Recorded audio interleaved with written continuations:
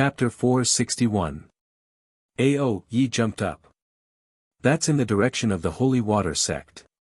Why is Miss going to the Holy Water Sect? Didn't His Highness say that she wanted to go home? Don't worry about that. Quickly follow her. Yi was so anxious that he stomped his feet. He hastily commanded everyone to board the flying mystic beasts and chase after her. However, Qingluan was extremely fast and was already 50 kilometers away in the blink of an eye. Even if they chased after her, they would be half a beat slower. Yi was so anxious that he was fuming. He slapped his teammate who was riding the flying mystic beast. Make it fly faster. It's already the fastest, Captain. Arbor activated her defensive mystic weapon with a wave of her hand and shielded herself from the fierce winds in the sky. She didn't know that Yi and the rest had chased after her day and night. She only sat quietly inside the defensive barrier and took out a large handful of ebony to draw talismans piece by piece. Her expression was as calm as water, and no one could see any change in her expression. However, her eyes were focused on silently carving talismans. One talisman after another, except for a few moments when she slept on Qingluan's back and opened her eyes, she began to silently draw talismans again. She drew talismans one after another until her eyes turned red, but she was still oblivious. 300 ebony blue binding talismans could form 5 intermediate-level binding talisman matrices. These intermediate-level binding talisman matrices made from ebony could bind around 10 people at once, provided that their cultivation was equal to or lower than hers. 300 ebony blue mystic guiding talismans could form 5 intermediate-level mystic guiding talisman matrices. Within an hour, she would continuously absorb the mystic energy in the world into her body to replenish her rapidly depleting mystic energy. After crossing the Great Swamp, Arbor was basically in a state where she could kill anything in her way. Whoever dared to stop her from returning to the sect would die without a doubt. Thus, when Yi and the rest rushed to the Great Swamp, they were simply stunned by the mess of corpses in the swamp. All the zombie crocodiles were beyond recognition. Most of them had their heads chopped off, and many of them were frozen into ice sculptures erected at the edge of the swamp. Later on, they didn't see any more zombie crocodiles causing trouble. They were probably afraid of this short-tempered little girl and quietly dispersed. In less than 6 days, Xiao Mu directly exited the Great Swamp and arrived at that adventurer base from back then. Qingluan really needed to rest. It had been flying day and night without sleep for so many days and nights. Arbor felt sorry for it. When they entered the adventurer's base, Arbor put it away and let it sleep on her shoulder. She went straight to the market to find someone to buy a horse. No matter what, the earlier the better. She prepared a horse and rode towards Wuxia City. She would wait for Qingluan to wake up before flying. Calculating the time, she estimated that she would be able to rush back in 7 days. This was already the fastest speed she could achieve on this trip. It was all because of the existence of Qingluan. Otherwise, it would be impossible. I'm buying a horse. A cold voice rang out in the bustling market. Everyone turned to look, and when they saw the little girl's snow-white and frosty appearance, they couldn't help but be stunned. There was a lot of turnover in the adventurer's base. The little girl hadn't come for so many days, and the people doing business in the market had already changed. Yo, little girl, where are you going to buy a horse? A second-rate voice rang out from behind, causing a series of men to laugh maliciously. Arbor's gaze turned cold. Chapter 462. Back then, when she followed Mo Lien to the bazaar, it was obvious that the crown prince wasn't easy to deal with. From start to finish, no one dared to cause trouble for them. So, it was because she looked easy to provoke. TSK, what a beautiful little lady. Coming to our adventurer base alone, are you looking for a husband? Ha ha ha ha ha. Laughter rang out around them. Someone even joked, how many husbands does this little lady want? Soon after, a wretched howl was heard. Everyone's laughter seemed to be stuck in their throats as they stared dumbfoundedly. The loafer who was the first to tease her was actually kicked away by the little girl. His whole body flipped in the air and smashed into someone else's horse trough. His head was bruised and bleeding, and he was groaning in pain. The horse neighed in fright. Without another word, Arbert tossed out a handful of Duan Yu's shooting star powder. That loafer screamed several times, but before he could get up, he fell back down heavily and died miserably on the ground. 18 small nails had appeared on his face, body, and limbs. One of them hit between his brows, seeking his soul. Kill in one step. This time, all the teasing passers-by all sucked in a cold breath and took a step back. This little lady's attack was truly ruthless, taking a life in an instant. As expected, those who dared to come to the adventurer base alone weren't easy to deal with. The men who had just teased that loafer and asked Arbor how many husbands she wanted quickly shrunk their necks and left dejectedly. Boss Ma was also trembling with fear as he looked at the little girl in front of him, whose face was covered with frost and whose body was emitting a chill that came from the depths of her bones.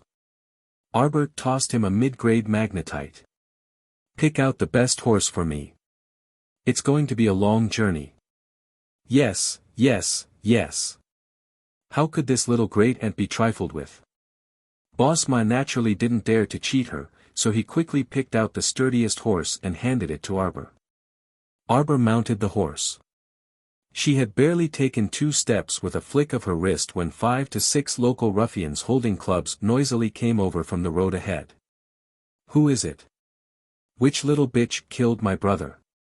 Come out immediately. Boss Ma quickly hid behind the stable and peeked, shaking his head and sighing in his heart. These local tyrants had been in the adventurers' base for a long time. They had formed a small gang and often extorted ordinary merchants. However, today, they had probably kicked an iron plate. The little grandaunt's eyes flashed with anger. Suddenly, a jet-black ferrule appeared in front of her eyes and leaped forward. Those who block the way will die.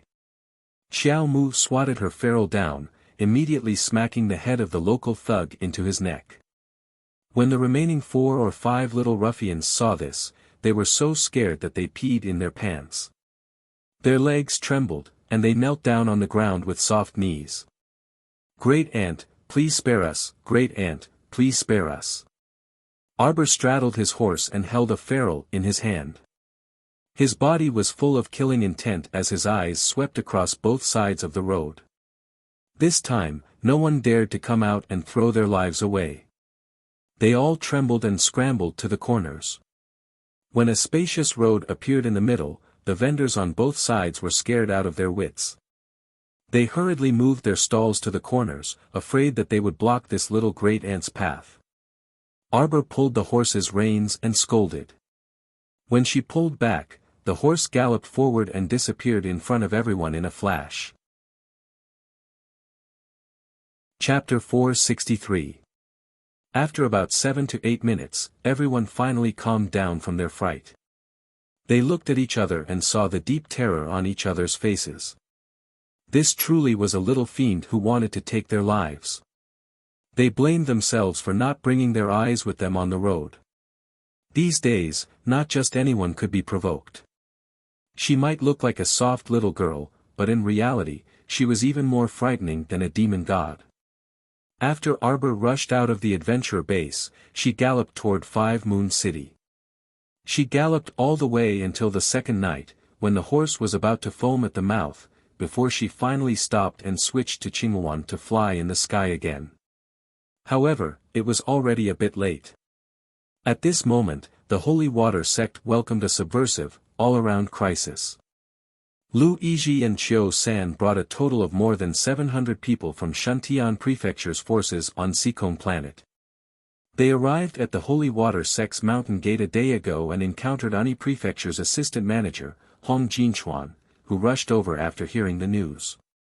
At that time, Lu Yizhi's expression was very unsightly, but after careful consideration, he reached an agreement with Hong Jinchuan. The two sides planned to first take down the Holy Water sect and find the sacred water. Then, they would see who the sacred water favored and pass peacefully. Of course, whether the other side would be unconvinced and start fighting at that time was another matter. At least for now, Shuntian Prefecture's Luizhi and Ani Prefecture's Hong Jinchuan could be considered to have reached a preliminary agreement. In merely one night, these people slaughtered many holy water sect disciples like wolves and tigers.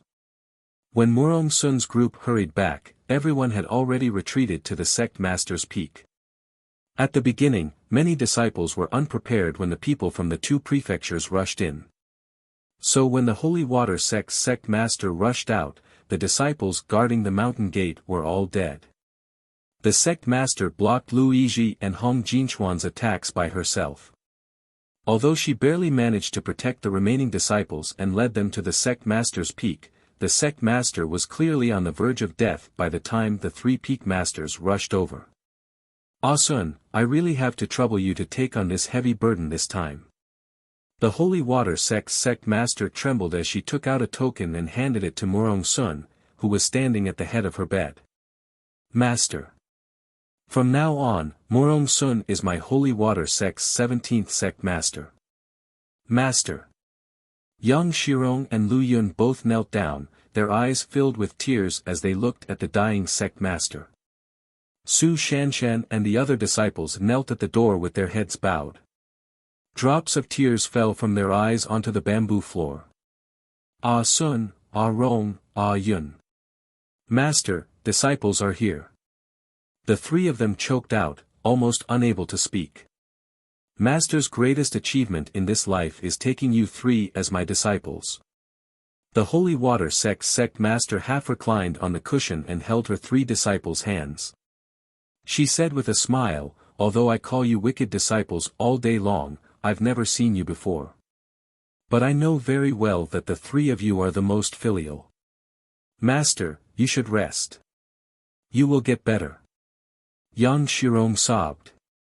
"I won't be able to recover. I know my own situation." It was already a miracle that she was able to survive until now after fighting against so many experts from the two prefectures. Right now, only the people from the two prefectures had come, and they could still hold on for a while. If everyone from the 6 prefectures were here. "Right now, Master will tell you a secret." The sect master coughed heavily several times and tightly gripped Murong Sun's hands, covering the heated sect master token. Chapter 464. In the ancestral hall behind the sect master's peak, there is a mechanism behind the Buddha statue. "Ah Sun, take this token and you can activate an emergency space talisman matrix. It can directly transport you all to a place in Polan Manor. Polan Manor is the most aloof place among the 6 manors. Most of them are women, cough cough cough. You shouldn't be detected if you sneak into a remote place. Of course, this space talisman matrix hasn't been used in several hundred years. Master also doesn't know if there will be any problems during the transport process. Also, this talisman matrix can only transport 200 people. We still have 500 or so disciples left. So Ah Sun, Master will not take responsibility for this difficult decision of who stays and who goes and will entrust it to you." After saying this, the holy water sect's sect master clutched her chest and coughed violently. Suddenly, she straightened up and spat out a mouthful of blood. The 3 disciples' eyes glistened with tears, and their hearts were grief-stricken. They all reached out to gently press her chest. "Master! Sect master!"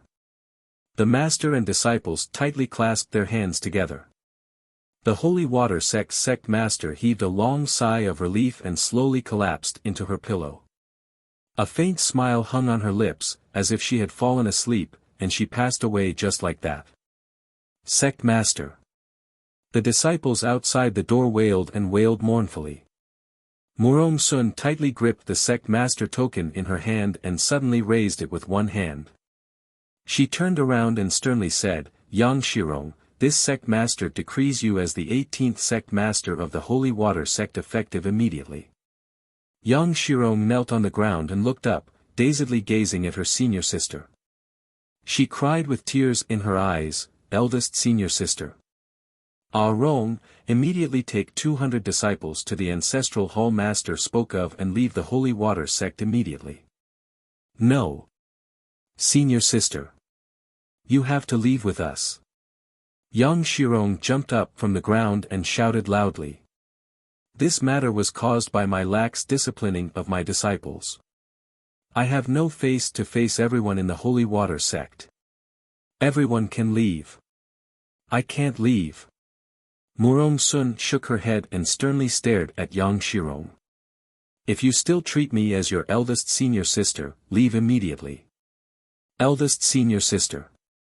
I don't want eldest senior sister, eldest senior sister. Yang Shirong's voice was hoarse from crying. Shan Shan, Shui Shao, follow your second martial uncle. Master, we won't leave. The two of them refused in unison. You. Murong Sun was both anxious and angry. At this moment, a disciple hurriedly rushed in and shouted, eldest martial uncle, the people from the two manors are rushing up the sect master's peak. Arong, leave immediately. Murong Sun yanked Yang Shirong up from the ground and gave her a heavy shove. Second senior sister, hurry up and leave. Lu Yun also called out anxiously as she pushed the third peak's disciple, Chen Hanzi, to Yang Shirong's side. At this moment of life and death, many disciples shouted, I'm not leaving, I'm not leaving. I vow to live and die with the holy water sect. Third sister, you're not leaving either. Yang Shirong's eyes widened in shock. She wanted to pull Lu Yun's arm, but Lu Yun gently shook off her hand. Second senior sister. Please take care of yourself. The heavy burden of the holy water sect will be entrusted to you. Lu Yun cupped her fists and smiled lightly at her. Hurry and leave.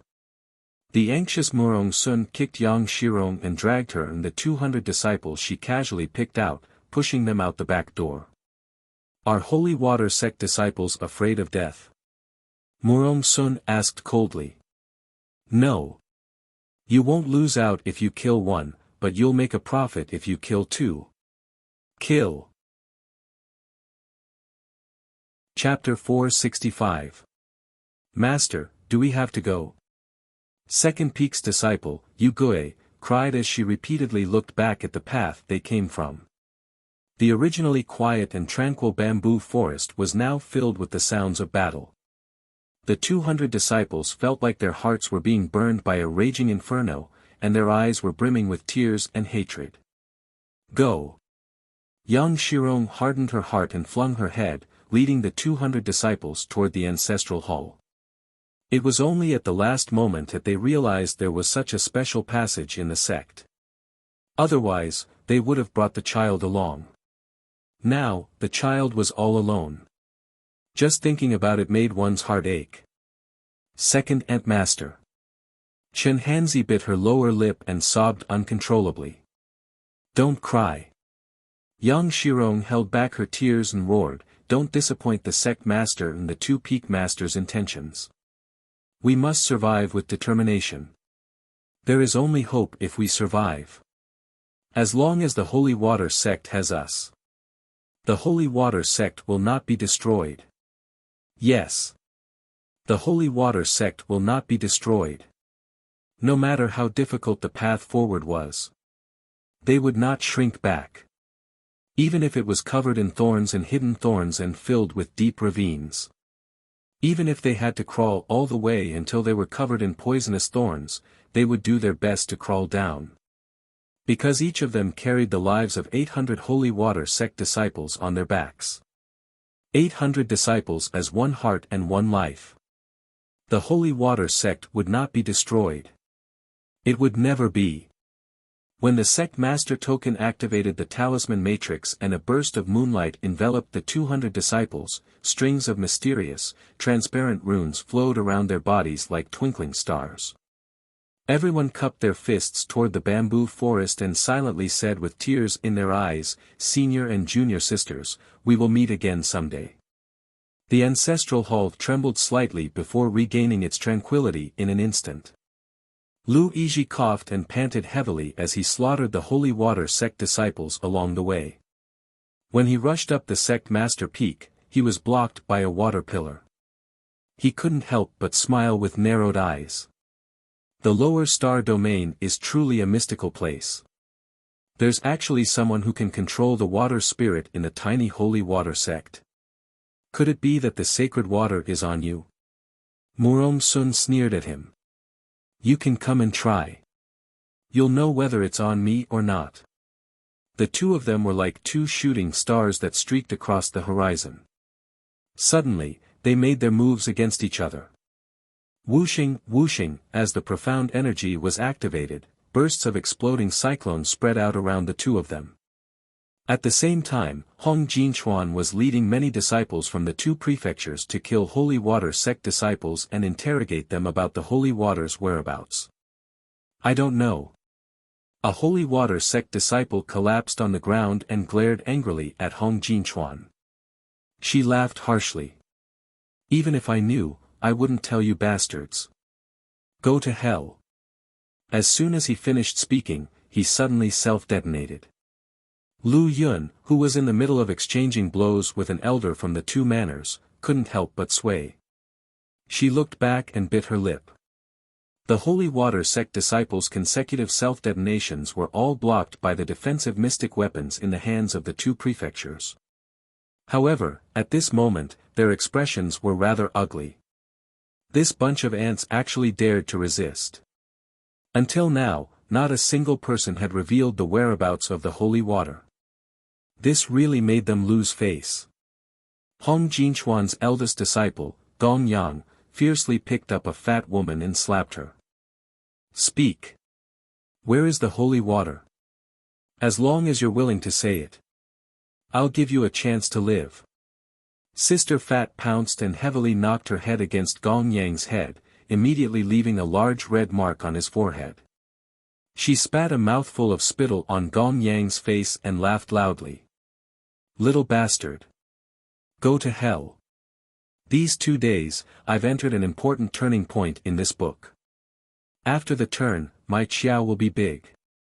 Don't be anxious, let me write slowly and write more brilliantly. It's best if you don't influence my train of thought. Today's 10 chapters will end. Tomorrow will still be 10 chapters, and the day after tomorrow, it will resume to 6 chapters. Next week, the author will be very busy. There are also some readers who are worried that the author will abuse 100 chapters to purposely separate my Qiao and the Crown Prince. That won't happen. The author will never abuse for the sake of abuse, so don't worry. Finally, please repeat after me 3 times, the author is my Qiao's biological mother. Chapter 466. Boom. Although Gong Yang activated his defensive artifact, he was still flung out by the force of the self-explosion. He tumbled heavily on the ground, his head bleeding from the impact. Fat sis. The girls of the first peak cried out in grief. The fat sis who took care of everyone's daily needs for 30 years, cooking soup and cooking for them every day, and beaming with smiles every day, no longer existed. Damn it! Fury rose from Gong Yang's heart, and he staggered up from the ground. When he saw the disdainful gazes of the other senior and junior brothers of Ani Prefecture, fury rose from his heart. Lu Yizhi and Murong Sun's palms collided, and the two of them swiftly separated. Surprise flashed through Lu Yizhi's eyes. The highest cultivation in the lower star domain is a level 15 mystic cultivator. But I actually can't see through your cultivation. But it doesn't matter. I'll find a few more people to spar with you. Even if you can surpass level 15 and reach the spiritual realm, you must be suppressed right now, ha ha ha, cough, cough, cough. I heard your sect master died, so the entire sect is grieving and indignant right now. Ha ha ha, I'll go have a chat with your damn sect master.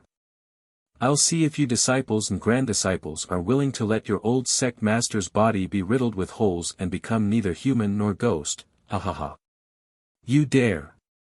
Fury burst out of Murong Sun's eyes, and a water vortex swiftly shot over. However, before it could wrap around Luigi, that old geezer, she was entangled by 5 or 6 Shantian Prefecture elders. In Shantian Prefecture, these level 15 elders were, at most, just outer sect stewards. But in the star field, each and every one of them was respectfully addressed as elders. No matter how high Murong Sun's cultivation was, she was still tightly entangled by several Shantian Prefecture elders. She could only glare at Luigi with bloodshot eyes as he charged into the sect master's room. Master! Lu Yun crazily attacked the 2 elders from the 2 prefectures from the other side, forcing them to retreat step by step. She flew over and dashed toward the sect master's room. The 2 elders' guts rose as they simultaneously unleashed 2 bursts of vigorous level 15 profound energy, attacking towards Lu Yun's back. Lu Yun staggered forward a few steps and spat out a mouthful of blood, but she still dashed toward the sect master's room. Junior sister. At the same time that Murong Sun formed a water defense in her hand, she abruptly flipped her hand and threw down a water judgment. Snow water that blotted out the sky and covered the earth tumbled down the snowy peak, crashing toward the 5 to 6 Shantian Prefecture elders with a boom. While the many elders of Shantian Prefecture were alarmed, evil thoughts overtook their minds, and they all worked together to channel a terrifying mystic energy vortex that directly bombarded Murong Sun. Murong Sun swallowed a mouthful of blood, and her eyes were crimson red. With a wave of her hand, her head of fine black hair fluttered along with her robes. In everyone's eyes, the first peak master's crimson robes shone brightly under the night sky. In the blink of an eye, the entire snowy peak shook, and all the snow water flowing underground was drawn out, surging towards the disciples of the 2 prefectures. At the same time, Luigi had already flashed into the sect master's room. He raised his large palm and was about to strangle the sect master's neck. At this time, the sect master's bed suddenly flipped over, and a person jumped out from under the bed, ruthlessly punching through the chest of Luigi, a level 15 great mystic cultivator. Pfft! Luigi spat out a mouthful of blood and hastily grabbed a large handful of pills to consume. As he swallowed the pills in large mouthfuls, he viciously glared in the direction of the bed and was stunned. Chapter 467. Although the Holy Water sect master was ghastly pale, she still stood there perfectly fine. How was she already dead? A woman in her 50s stood beside her, supporting the sect master's arm. The 2 of them didn't say a word and pounced towards him. The profound energy from each of their fists intertwined and swept towards his face with a boom. Luigi was shocked. He had already experienced the sect master's strength. She was an out-and-out level 15 great mystic cultivator. As for the old woman beside the sect master, her strength was also not ordinary. Xiao Hong, take the children and leave. The sect master abruptly pounced over and grabbed Luigi's body tightly. Everyone saw the door to the sect master's room being smashed open. Their sect master, who had already breathed her last, actually rushed out with Luigi in her arms and flew toward the snowy peak. Ah Sun! Let's go! Before everyone could react, the sect master left behind her last words and rushed toward the snowy peak with Luigi in tow. At the same time, there was a huge explosion. Aunt Yi's eyes instantly moistened. Following this explosion, half of the sect master's peak split open, and a soul-stirring avalanche began with a bang. At the same time, Duan Yu, who was rushing back to Daybreak sect, and Situ Yi, who was at Heavenly Tao sect, received news of the Holy Water sect being attacked at the same time. Daybreak sect master, Liang Wanshan, made a prompt decision. The 3 sects are united. We can't just watch the 6 prefectures besiege the Holy Water sect. Master, I'll go with you, Duan Yu immediately said. Everyone turned back and headed toward the Holy Water sect. At the adventurer base, they ran into Heavenly Tao sect Situ Min and company and hurried toward the snowy peak. On the other side, in 5 Moon City, City Lord Wu Mantian and his wife stood by the window, deeply worried. They looked up at the pitch-black sky, not knowing what to do. Everyone in Five Moon City knew about the huge commotion caused by the holy water sect tonight. No one knew what happened at the holy water sect's mountain gate, so the common people naturally didn't dare to poke their noses into other people's business. Until the next day. Everyone was speechless as they looked at the holy water sect's mountain peaks that had been practically flattened. In particular, the sect master's peak seemed to have been directly shaved off by half of its peak. The entire peak was shorter by more than half, and the soaring flames burned for an entire night. No one dared to go there and see what had happened. The Five Moon City's city lord only dared to send 2 10th level experts over to take a look. However, very quickly, the news they brought back was that no one from the holy water sect was left alive. Everything seemed to be settled. The world-shaking battle 3 days ago seemed to have been buried by the snow that never melted all year round. These past few days, the citizens of Five Moon City had been whispering in private, saying that the holy water sect might have offended an expert from the middle 6 prefectures, which led to the tragic extermination of their sect. Who did you say was exterminated? A fair and clean little hand suddenly grabbed the noisy woman's collar and lifted her up with one hand. The woman was so scared that her legs kicked wildly and she begged for mercy again and again. "Spare me, miss, spare me." After rushing for 3 days and 4 nights, they finally arrived at Arbor in Five Moon City. They couldn't accept the news at all. Impossible. She shook her head. Master wouldn't lie to her. Arbor shook its head vigorously, then shook its head again. Suddenly, he left the noisy woman behind and sprinted towards the city gate. Everyone saw that the plain figure was as fast as a wisp of smoke. In the blink of an eye, he had passed over 100 people. They couldn't help but stare at him in amazement.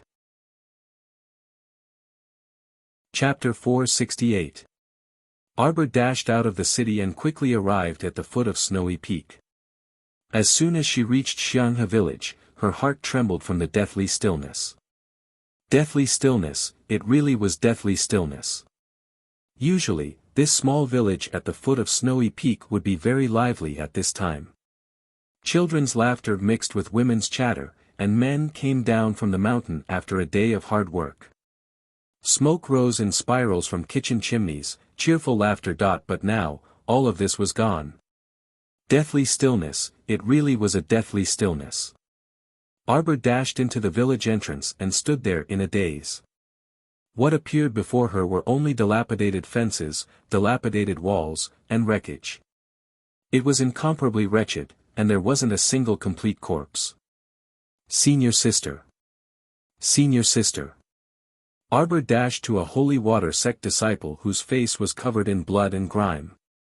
She hugged her head that had rolled to the side of the grass and shook it vigorously. Senior sister. Arbor hugged this head tightly and didn't notice at all that her chest was already drenched in blood. Senior sister, senior sister. This senior sister and the others all had cultivations around level 5 or 6, and they guarded the mountain gate all year round. Arbor's eyes reddened, and she abruptly turned her head. She suddenly fished out a small, intact girl's body from under a headless corpse as if she had gone mad. She was a bit warm to the touch. This child was still alive. She was still alive. Xiao Mu immediately performed acupuncture and breathed into her, promptly feeding her the best medicinal solution she had on hand. After a long while, the girl coughed out blood and weakly opened her eyes. Her eyes suddenly emitted a faint light. I know you. You fly in the sky, Sister Immortal. The girl's voice was hoarse and gloomy as she spoke intermittently. I'm not some immortal. I'm just a useless person. I can't save you. I can't save anyone. I'm sorry. I'm sorry, I'm sorry. Arbor's tears immediately flowed down. Too late, her reply was too late. It was still too late. This girl was already incurable. If she could return half a day earlier, perhaps she could. Or perhaps if the sapling was here, she could ask it for an excellent spirit pill. But it was useless to say anything now. Sister. My mother said that the dead will turn into monsters. The girl's internal organs were all injured, and she hadn't had enough food and water for so many days. She was already on the verge of death. As she spoke, blood constantly spurted out from her mouth. I don't want to become a monster. Arbor hugged her, tears falling on her face. She nodded heavily and said, Sister promises you. You will never become a monster. Okay. The little girl pointed and cried out weakly, and my mother. Arbor hugged her tightly and subconsciously reached out to cover her cold little hand. He murmured softly, Big Sister will bury you and your mother together. You won't be separated anymore. Your mother will continue to protect you in her next life. Big Sister, don't cry. You're an immortal. The little girl's voice grew weaker and weaker until there was no more sound. Arbor bit her thin lips and hugged the little girl tightly. She lowered her little head and said softly, I'm not an immortal. I'm not. I can't even save you. Rushing all the way from Xianhe village to the mountain gate, on both sides of the mountain path, she occasionally saw several incomplete corpses of her senior sisters. Xiao Mu did not know how she managed to walk up. She really did not know. She felt as if she was floating, as if she was stepping on a ball of cotton or a cloud. She staggered up the mountain while stumbling. Chapter 469. She didn't have many tears left. In the past, Xiao Mu truly did not know that a person's body could shed so many tears. So when she ascended the sect master's peak and stared blankly at the tragic scene in front of her, she didn't shed any tears. She just stood there in a daze, staring blankly. The bamboo buildings were razed to the ground, and the sect master's favorite bamboo forest was also burned to the ground. She couldn't tell which of the corpses on the ground were the enemies and which were her sisters. Her foot kicked something. She looked down and saw that she knew this person. It was Second Peak's fool, Chang Yushi. She squatted down and patted Chang Yushi's blood-stained face. She said expressionlessly, Fool, get up. Didn't you want to be my follower? I'll allow it. Get up. Chang Yushi closed her eyes and didn't say anything. She no longer had her usual vigor. Get up, get up. Arbor scooped up her body and watched as the lower half of her body fell to the ground with a crash. She walked forward in a daze and saw countless familiar faces. Third Peak's senior martial sister Li Ling. The first time she met her was before the operation in Qinghe town. She walked up to her and introduced herself with a bright smile. I'm Third Peak's Li Ling, Second Peak's senior martial sister Su Qinghu. Back then, she was carried back to Second Peak by Second Martial Uncle. When she came out of seclusion, she saw Su Qinghu fainting from hunger on Second Peak. She thought they were idiots. Su Qinghu even asked her, Are you very hungry?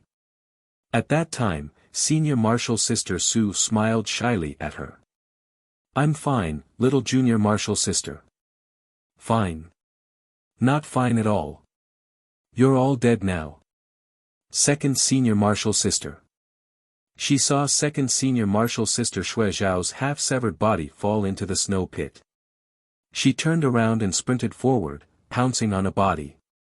Compared to the other pitiful Senior Martial Sisters, eldest Senior Martial Sister Su Shanshan's body was very intact. She quietly lay beside the snow pit with her eyes closed, leaning her head against Second Senior Martial Sister Xue Zhao's half-severed body. Arbor thought she was so sad that she couldn't cry anymore. But her tears kept falling down inexplicably. She couldn't stop it at all. Liar.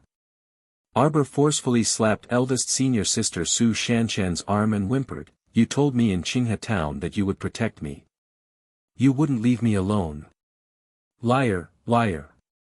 Arbor slapped her twice again. Then, as if he had thought of something, he looked back and forth at the corpses on the sect master's peak. She suddenly dragged out her voice and yelled, "Murong Sun! Murong Sun! Murong Sun, where are you? Murong Sun, you big liar! Murong Sun, you lied to me!" She dragged her tired feet and circled the entire sect master's peak, but she did not see Murong Sun. Instead, he found Third Martial Aunt Lu Yun's head. She hugged Lu Yun's head and stumbled over to Su Shanshan's side.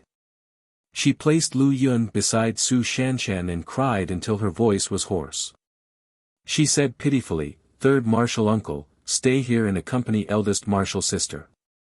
I still have to find my master, but I don't know where my master has gone. Third Martial Uncle, where do you think my master went?" She then picked up Lu Yun's head and helped her wipe off the dirt on her face. With a confused expression, she asked, "Third Martial Uncle, where do you think my master went?" "Murong Sun. Murong Sun, come out." The little fellow placed Lu Yun's head next to Su Shanshan and suddenly sprinted toward the ancestral hall. Chapter 470.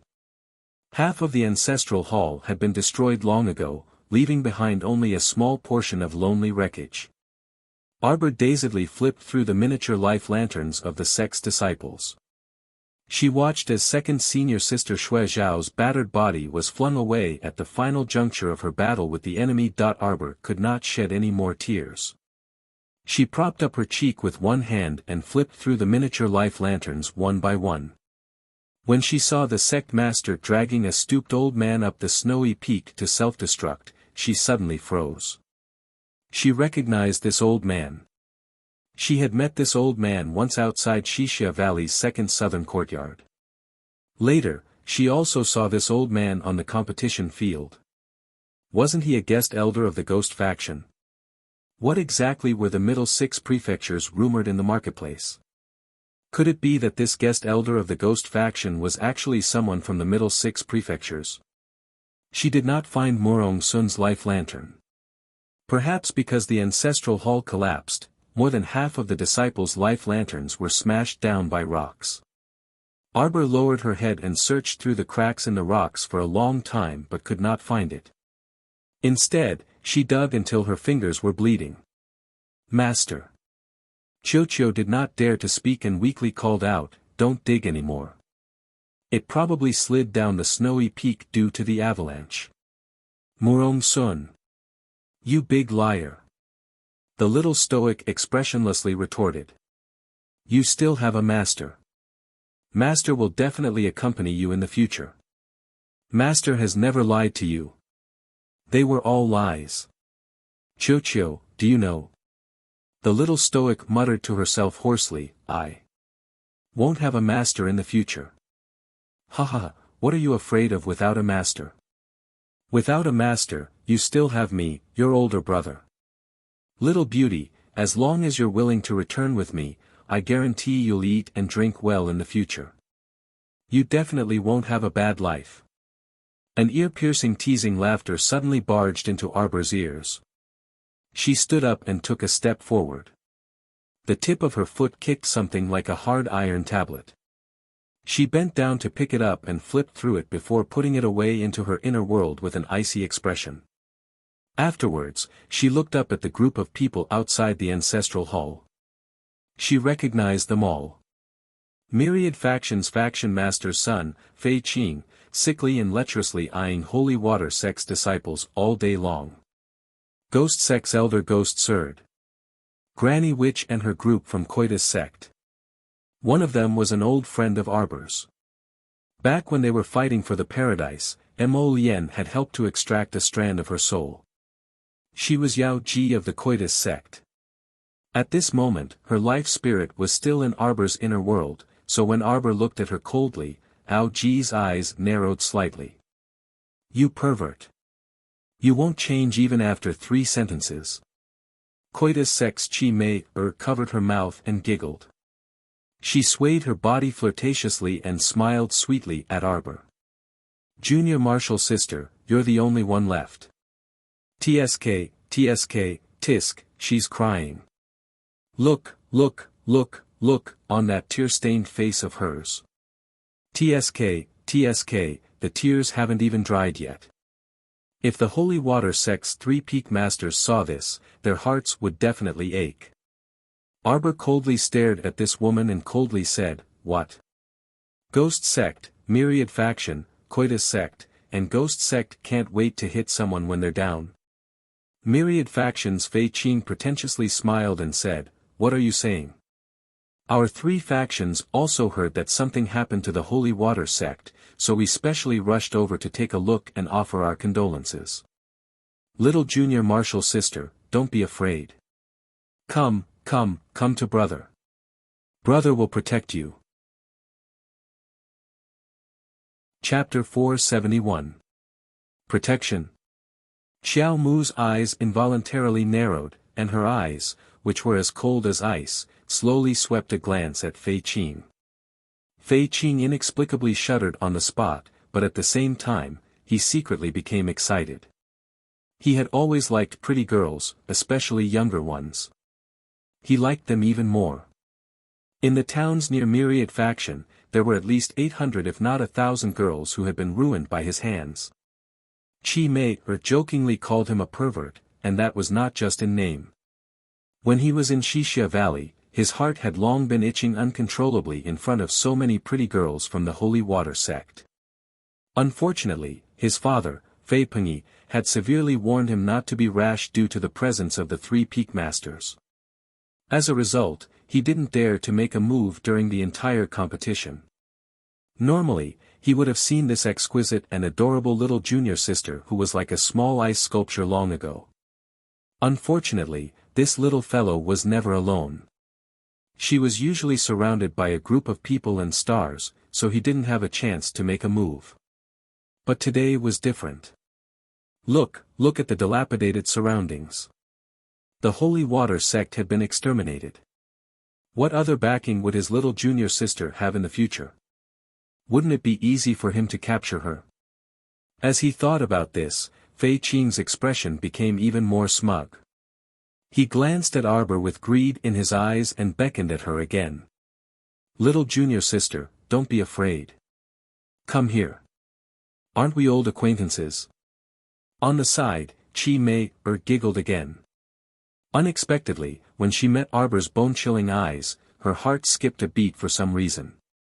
Ghost Sword impatiently roared from the side, "You still have the time to waste with her. Why don't you capture her first?" After speaking, he didn't care about how flustered and exasperated Fei Qing was. He stretched out his hand toward Arbor's neck. He originally thought that he would be able to pick up the little girl like picking up a little chick. Ghost Sword's eyes even emitted an evil glint. Most of the Ghost Faction's disciples who came to participate in the competition were killed by the Holy Water Sect. Now, the heavens had eyes and gave them retribution for their sect's extermination. If he didn't act now, when would he? When he ruthlessly attacked, he seemed to have completely forgotten that the Ghost Faction's people had suffered many setbacks at the little girl's hands. When they first met, he, Ghost Sword, was already no match for the little girl. Let alone now. A silhouette flashed in front of Ghost Sword. With a sweep of his wrist, a dagger slid across Ghost Sword's neck, drawing a long line of blood on his neck. Ghost Sword subconsciously touched the line of blood on his throat. As he fell, his eyes were filled with disbelief. His life was taken away as soon as they met. Why? Yet Granny Witch's hair stood on end, and she bellowed, "Idiot, this little brat is no longer that little level 8 mystic cultivator from back then." She. Pooh. Granny Witch only felt a pain in her back. She was thrown a few steps forward and spat out a mouthful of blood. This sneak attack caused her to be greatly alarmed. The disciples of Coitus Sect were also dumbfounded. They all turned their heads to look at Yao Ji, who had suddenly attacked Granny Witch. Their faces were filled with shock and astonishment as they shrieked in terror, "What are you doing, Yao Ji? I pledge my life to the young master." Yao Ji shouted at Xiao Mu and clawed the face of a Coitus Faction disciple beside her with a backhand. Immediately, a gurgling stream of venom flowed out of that disciple's face. Chapter 472. Previously, Yao Ji was still a bit hesitant, unsure whether she should make a move or not. One had to know that the three factions had gathered about 100 people, and the little girl was alone.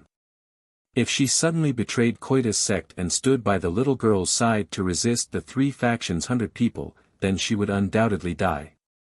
However, her fate soul was in the little girl's hands. If she didn't help her, then she would definitely lose her life on the spot. With the little girl's ruthless temperament and vicious methods, she definitely wouldn't let an enemy like her off. Thus, Yao Ji made all kinds of calculations and felt that she would definitely die at this moment. However, when she saw the little girl/ghost surge to death with a dagger, Yao Ji knew that her chance had come. The little girl seemed to be much stronger than she expected. She knew she had to gamble this time. She stood behind Granny Witch and instantly pierced Granny Witch's heart with a cold stab.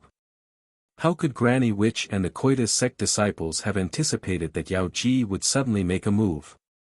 Their Koita sect's formation was thrown into chaos. At the same time, the little girl had already rushed forward. She flung out countless flying talismans, trapping Fei Qing's group. Ebony intermediate level binding talisman formation. It could bind at most 10 people at a time. These people's cultivation levels were slightly lower than hers. Once she used this binding talisman formation to bind them, everyone turned pale with fright. They were bound inside the talisman formation's circle and couldn't escape no matter how hard they tried. Only now did they remember. During the competition, the little girl had once used this move against Daybreak Sect's Mu Liangda. At that time, they were still secretly mocking Mu Liangda for being useless for not being able to defeat a 12 to 13-year-old little girl. But now, when they had a taste of this binding talisman formation, their faces suddenly turned pale with fright. They couldn't move. They couldn't even release mystic energy after being bound by this binding talisman formation. Fei Qing, this useless guy, was so frightened that his face contorted. He continuously tried to break out of this talisman formation and looked up at Arbor with a pale face. Just as he called out, "Little junior sister," the little fellow furiously raised her ferrule and smacked it down on his head. "Who's your little junior sister?" Was the 3 words "little junior sister" something a filthy guy like you could call out? "Die for me." Arbor tossed out a handful of shooting star scatters with a flick of his hand. Ding, ding, ding, they hit the people in the array. Fei Qing and the others were like turtles in a jar, unable to resist at all. After a burst of meteor scattering, Fei Qing was horrified to find that the disciples he had pulled in front of him to resist the meteor scattering were now like live targets, their bodies covered with small nails. "You!" Fei Qing's face was filled with panic as he shouted. At this critical moment of life and death, he didn't dare to call her junior sister anymore. He also didn't dare to tease her anymore.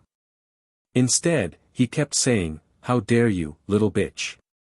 If you dare to hurt me, my father won't let you off." Fei Qing felt that his threat was useless. The little girl's face was expressionless as she directly struck out a mighty profound energy that fiercely struck Fei Qing's chin, directly smashing his mouth into pieces. Fei Qing's unpleasant roar came to an abrupt stop.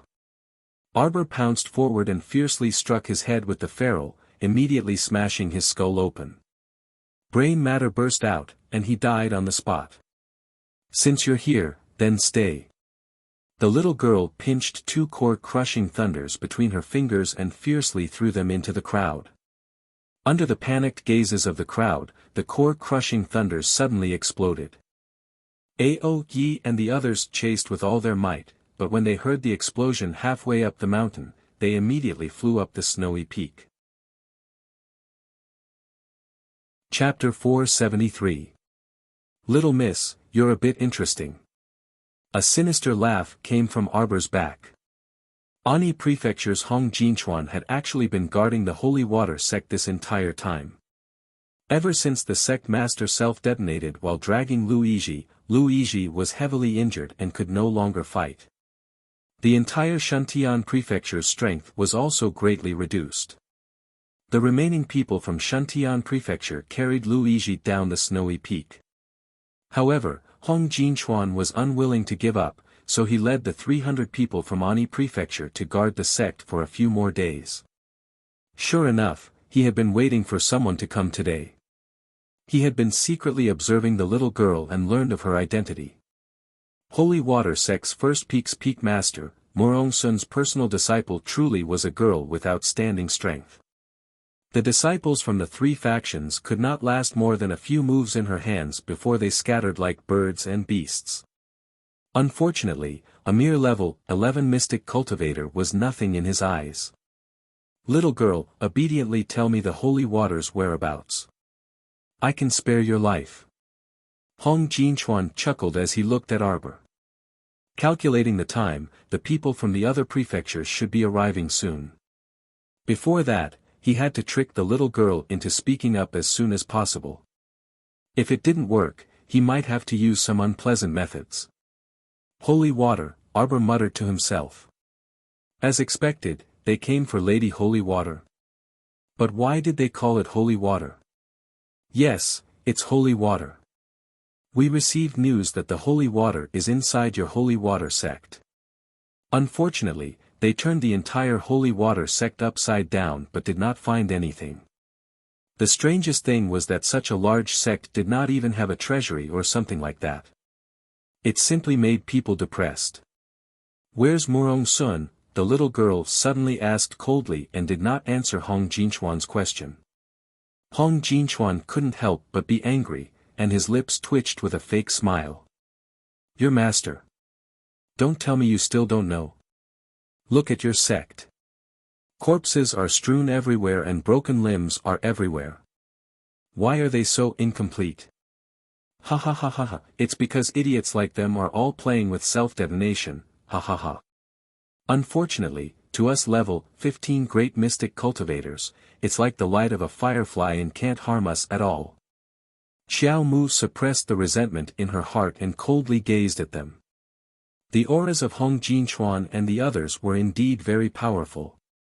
There were more than 300 people from Ani Prefecture, and she couldn't see through at least 100 of them, which meant that their cultivations were definitely higher than hers. Moreover, how many of them were level 15 great mystic cultivators like Hong Jinchuan? If it was only for her to challenge level 10 or level 23 great mystic cultivators above her level, she might still have a chance. But now, asking her, a mere level 11 mystic cultivator, to challenge multiple level 15 great mystic cultivators was practically sending herself to her death. Of course, she also had her trump cards and might be able to kill a few level 15 great mystic cultivators. What's your name? This old man is Hong Jinchuan of Ani Prefecture. Hong Jinchuan wasn't worried at all about the consequences of exposing his name to the little girl. In his opinion, Murong Sun, his last disciple, was already a dead person. Murong Sun self-detonated? The little girl asked expressionlessly with pursed lips. You killed her. The little girl pressed on. Hong Jinchuan became impatient. Does it matter who killed her? You're just a little girl, could it be that you want to avenge your sect by yourself? Chapter 474. I advise you to honestly tell me the holy water's whereabouts. Otherwise. Suddenly, a binding talisman matrix landed on the 10 Ani Prefecture disciples. At the same time, Arbor flung out a core-ravaging thunder, which shattered half of the ancestral hall that had collapsed with a boom. Qinghuan was released, and with a shrill cry, it swooped down and unleashed an arctic frost slash, blowing 3 to 4 Ani Prefecture disciples who were caught off guard into ice sculptures on the spot. Arbor swept her ferrule across, and those ice sculptures shattered into pieces. The severed limbs wrapped in ice tumbled to the side with a plop. Silly girl, you actually dare to be so audacious. Hong Jinchuan shouted angrily. Did she think that she was still fighting a motley crew from the three gates? What she swore to fight to the death was Ani Prefecture, one of the 6 prefectures. Although this group of people might not be considered as experts in an E-prefecture, in the lower star field, it was more than enough to deal with a mere little girl. Refusing a toast only to be forced to drink a forfeit. When this old man catches you, I'll break your limbs and see if you'll tell me the holy water's whereabouts. Fury flashed through Hong Jinchuan's eyes, and he instantly exploded. His fingers formed a claw as he clawed at Arbor. Clang! This claw actually grabbed a thick defensive barrier, causing the old man's claw to stiffen. What? This damn girl's defensive barrier was actually so sturdy. How could he know that ever since Arbor advanced to level 11 Great Mystic Cultivator, several layers of seals on her eggshell defensive barrier had also been opened? Now, it probably wouldn't be much of a problem to deal with 8 to 10 heavy blows from a level 15 Great Mystic Cultivator. In the blink of an eye, the ferrule in Arbor's hand had already gathered the power of flames, and it struck Hong Jinchuan's arm with a whoosh. Apart from his shock, Hong Jinchuan's eyes were filled with greed. Spirit weapon. Damn girl, the Holy Water sect truly treats you very well. They're even willing to give you a spirit weapon, little girl. Unfortunately, we'll have to see if a little girl like you can keep your life to hold it. Hong Jinchuan snatched the ferrule from her hand. Tigers roared and birds chirped. Hundreds of beasts came out.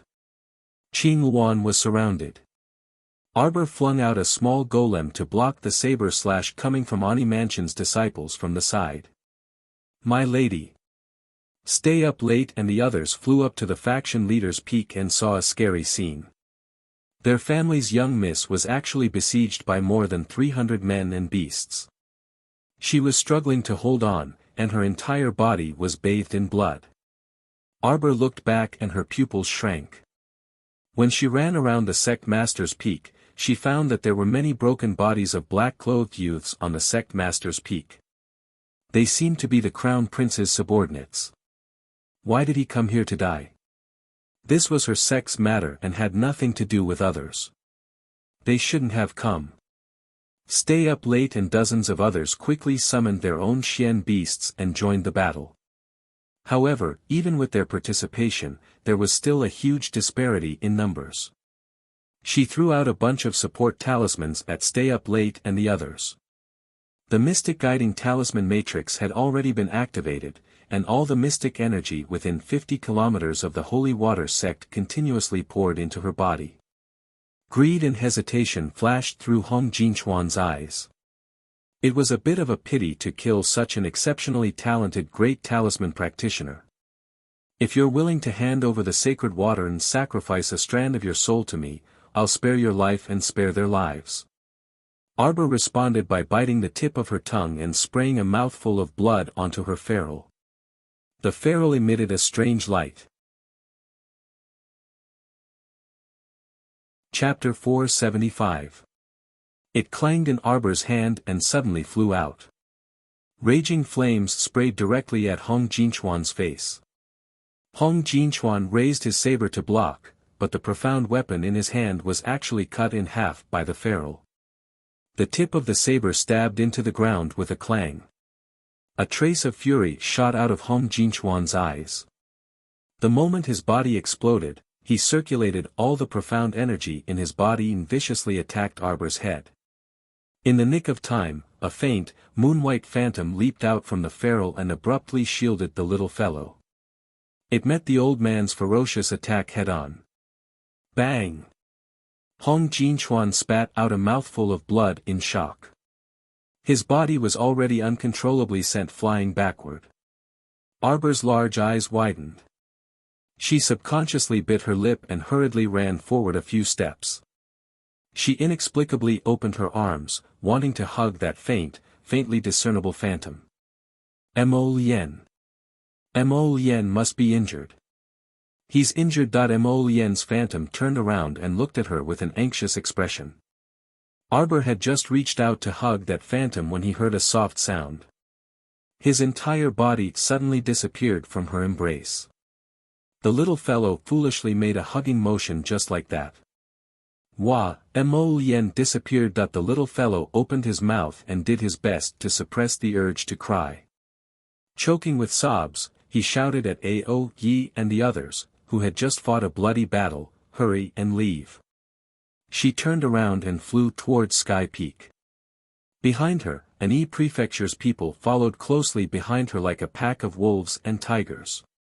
At the same time, far away in Guanlan City, Mo Lian's hand trembled as he flipped through the memorial. A trace of blood actually slid down the corner of his lips. Your Highness. Xiao 11Z, who had been bending over to offer him tea with both hands, was so frightened that he rolled on the ground. The teacup in his hand fell to the ground with a clang. Some of the officials in the southern study, who were in the middle of a meeting, also cried out when they saw this scene. Your Highness. Yan Qi suddenly appeared beside him and called out anxiously, Master. The red brush in Mo Lian's hand made a cracking sound. When she raised her head, her eyes were already filled with a bloody storm. Someone had touched the divine sense he had left in the feral. Something had happened to his Jojo. Mo Lian immediately stood up. Little Seven, let's go. Weren't they going home? Weren't they going to Shizhou City? Why did they appear in the Holy Water Sect? Why didn't stay up late and the others send him a message? Mo Lian was burning with anxiety. Just now, the wisp of fragmented image that was transmitted to him before the wisp of divine sense dissipated simply terrified him to the core. The little girl was covered in blood and her eyes were like ice. Disobedient, too disobedient. Why didn't you go home obediently? The golden dragon leaped up and flew into the sky. Everyone followed and ran out. They were tongue-tied as they looked at His Highness who was running away. Your Highness, please don't. We haven't finished discussing the matter of Hucheng's fortifications. What His Highness left for them was a speck of golden light on the horizon. The officials looked at each other in bewilderment. At this time, Arbor had already led most of the Ani Prefecture's subordinates to Sky Peak. She turned her head and coldly stared at the level 15 great mystic cultivators in the front row. The Tianji treasure blueprint abruptly flew out of her conscious. All the mystic energy in her main and branch meridians were turned into mystic conscious and frantically poured into the Tianji treasure blueprint. Sky Peak is about to become your burial ground. She wanted these people to die. Her head already felt like it was being pricked by needles. With her current cultivation, using the divine weapon was still too forceful. Fortunately, the divine weapon was willing to cooperate. End of night watch. See you tomorrow. Take the pot lid and run. Chapter 476. That thin piece of paper rapidly expanded before everyone's eyes, flashing with a dazzling golden brilliance. With Arbor's current level 11 Mystic Realm cultivation, he could activate the fourth layer of the Tianji treasure blueprint. Under normal circumstances, activating the third layer of the Tianji treasure blueprint wasn't a big problem. However, Arbor was currently forcefully activating the fourth layer of the Tianji treasure blueprint and carrying out a large-scale, indiscriminate group attack. Just the third layer of the Tianji treasure blueprint wasn't enough. Right now, she was facing 5 to 6 level 15 great mystic cultivators as well as 100 or so level 12 and level 3 great mystic cultivators. She wanted to bury them on Sky Peak and accompany the entire Holy Water sect in death. She needed to kill them in one strike. She didn't have a second chance. An endless stream of mystic conscious desperately squeezed into the Tianji treasure blueprint. Divine weapons were all sentient objects. It already sensed that its little master was risking her life in this desperate attack, as if she was risking her life. It wanted to reject the remaining portion of mystic conscious. It didn't want anything to happen to its little master. However, its master had already sunk into a completely deranged state, so it couldn't stop her at all. The Ani Prefecture's disciples only felt that the light was very glaring, and they couldn't resist closing their eyes. However, in the next instant, the grain-shaped concealed weapons that blotted out the sky instantly pierced through their bodies. 2 level 15 great mystic cultivators bore the brunt of the attack. The grain-shaped concealed weapons pierced through their defensive barriers and directly turned them into sieves. They even dazedly lowered their heads to glance at themselves. Afterwards, they discovered that their bodies were riddled with tiny holes, and they were all spurting out small streams of blood. Their heads instantly ruptured, revealing a bizarre and terrifying scene. Like a torrential downpour of sand, their entire bodies turned into bone dregs with a crash, and minced meat splattered all over the ground. This terrifying instant immediately scared the other level, 15 great mystic cultivators into retreating several steps. They activated all the mystic energy in their bodies to reinforce their defensive barriers. The remaining 3 level, 15 great mystic cultivators were already completely stupefied, and they stiffly turned their heads around. Only now did they see clearly that under the indiscriminate attacks of the Tianji treasure blueprint, the 200 or so people from the Ani prefecture had all been reduced to a pile of bone marrow and flesh. They mixed into the snow and dyed the entire ground reddish-brown. More than 200 people. More than 200 people. They were all level 10 mystic cultivators and above, but they were killed just like that. Among them, 2 careless level 15 great mystic cultivators were also killed in this group attack. This could no longer be called a battle. It was a one-sided slaughter. Arbor's mystic sense was severely damaged. After the attack, he fell limply onto the snowy ground. Her eyes stared fixedly at the pitch-black sky above her. It turned out that unknowingly, the night fog had already enveloped them. In the past, she had never felt as dark as today. Above the horizon, not even a tiny star could be seen. It was too dark, too dark. The 3 level, 15 great mystic cultivators stared intently at the Tianji treasure blueprint that had shrunk to the size of a piece of paper hovering in the air. Their eyes shone with a wolf-like ferocity. Cough, cough, cough. Tianji treasure blueprint. Hong Jinchuan clutched the wound on his chest and ascended Sky Peak step by step. His vicious gaze landed on Arbor. Damn lass, you're so young, but each treasure on you surpasses the last. It's a pity that beautiful women are short-lived. These things, cough, cough, cough, will all take your life. Hong Jinchuan sneered. Chapter 477. Previously, he had been sent flying by the counterattack of Mo Lian's projection, and even his heart meridians had been damaged. However, he was extremely glad at this moment. If it weren't for the fact that he was a step too slow, he would have most likely met the same fate as those 2 slightly weaker level 15 great mystic cultivators and lost his life to the Tianji treasure blueprint's indiscriminate group attack. But now, Hong Jinchuan smiled maliciously and glanced disdainfully at Arbor, who had collapsed on the ground and couldn't move at all. Damn girl, I'll give you one last chance. Hong Jinchuan forced out each word from between his teeth. Tell me the whereabouts of the holy water, and I'll spare your lowly life. Hong Jinchuan, you take the holy water. But the Tianji treasure blueprint is mine. Suddenly, one of the 3 great mystic cultivators pounced toward the Tianji treasure blueprint with quick steps and grabbed at the paper. Bullshit.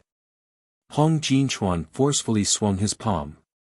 I'm the chief manager in charge of all matters in the lower star domain. How can you fight with me? That middle-aged man who was fighting over the Tianji treasure blueprint resentfully retracted his hand and glared at Hong Jinchuan with an angry expression. Everyone is equal in front of treasures.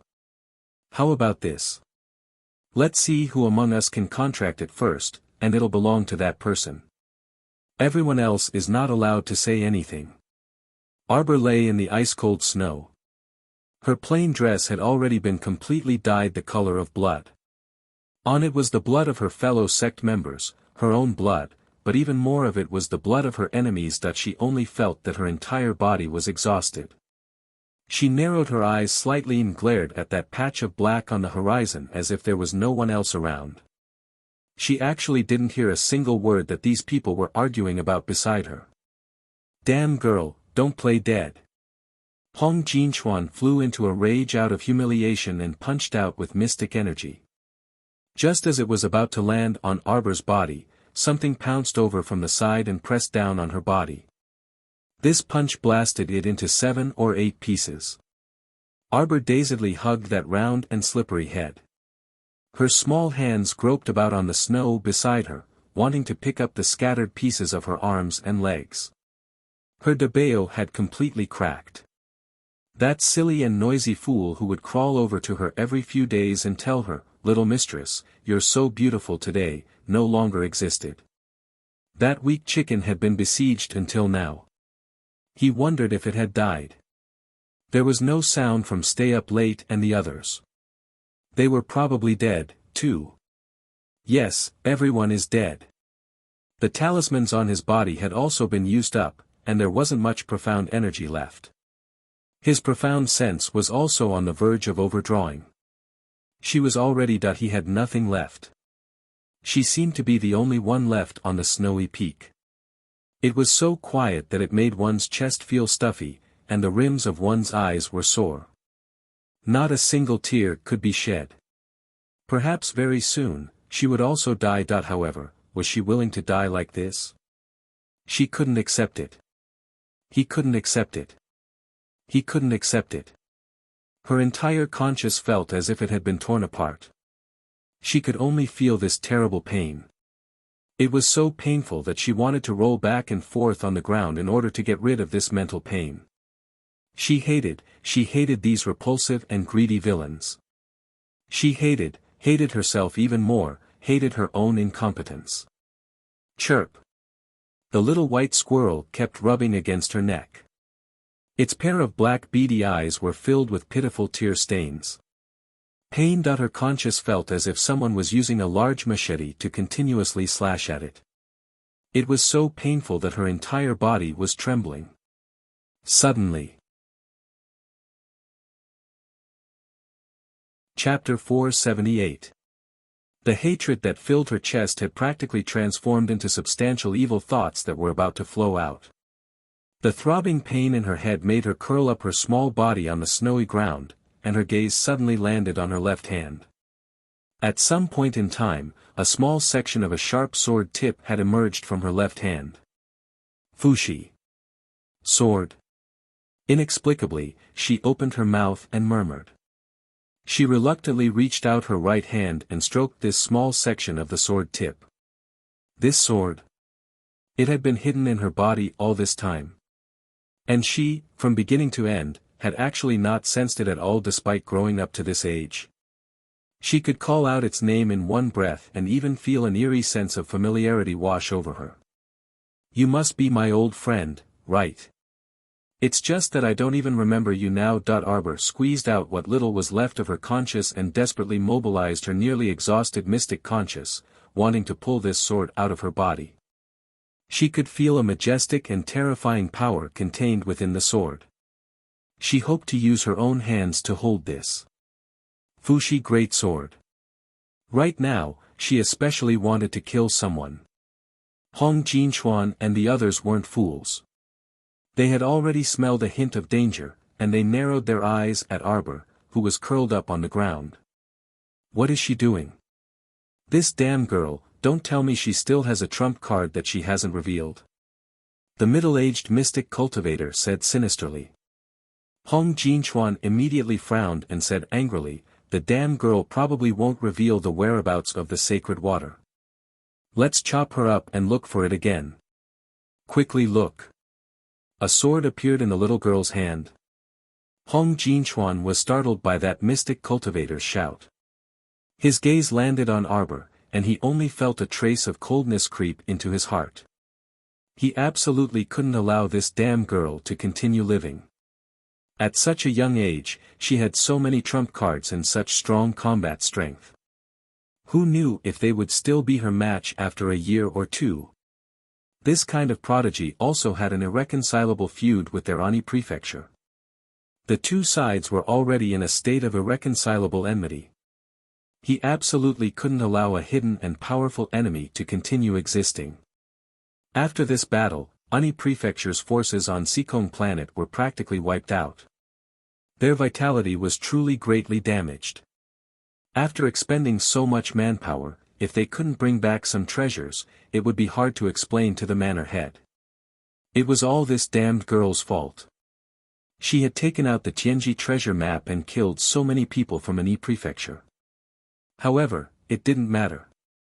He had already secretly planned to take the Tianji treasure blueprint as his contribution and offer it to the manor lord to curry favor. As for the holy water, that was what he wanted. This time, no matter what, he had to find the holy water. The sword is coming out. The middle-aged mystic cultivator roared. We can't let her continue. With that, the middle-aged mystic cultivator promptly sent out a mystic energy that charged towards Arbor. Chirp! The little white squirrel's fur stood on end as it abruptly jumped out from Arbor's neck and dashed towards the incoming mystic energy. Bang! A loud sound was heard. Its small body was sent flying by the profound energy and landed heavily on the snowy ground. You overestimate yourself. The middle-aged mystic cultivator harumphed angrily. Viciousness grew in his heart, and he flew to Arbor's side. Without a second word, he raised his leg and stomped on her small head. How dare you! A stern rebuke laced with earth-shattering fury abruptly struck the depths of everyone's souls like a muffled hammer. Chapter 479. Pft! The middle-aged mystic cultivator spat out a mouthful of blood. While he was greatly alarmed, his complexion also turned ghastly pale. There was actually a projection in front of him. The figure's face was indistinct, but he knew it was a young woman's voice. It could be seen how powerful that soul projection was to be able to transmit her power through her voice and injure their conscience. Even in the middle 6 prefectures, they had never seen such a terrifying person. Who was it? Did the Holy Water sect have such a powerful backing? Who dares to harm my disciple? Soul explode! The instant that powerful projection pounced down, a powerful force that made one's heart tremble suppressed his entire body. The middle-aged mystic cultivator watched in horror as his body involuntarily spread open. It was actually boom. The next second, the middle-aged mystic cultivator was forced to self-detonate against his will. Ah! Ah! The other 2 great mystic cultivators, who were scared out of their wits, immediately broke into a run when they saw that something was amiss. Can you escape? Both of you. The emotionless voice rang out again. Suddenly, 4 invisible barriers erected around the 2 level 15 great mystic cultivators, and a black fog mercilessly burned and evaporated around them. There was clearly only a wisp of concealed black fog and not a trace of smoke, but the 2 people's wretched howls could be heard throughout the 5 peaks. It was extremely mournful. Their figures shrunk along with the black fog around them. It was as if the water, blood, bones, and flesh in their bodies were evaporating inch by inch, losing their final supporting barrier inch by inch. Until they softened into a puddle of black water and completely disappeared into the barrier. Hong Jinchuan's body trembled from head to toe. His legs were numb and weak from fright due to the scene before him. Your Excellency, please spare my life.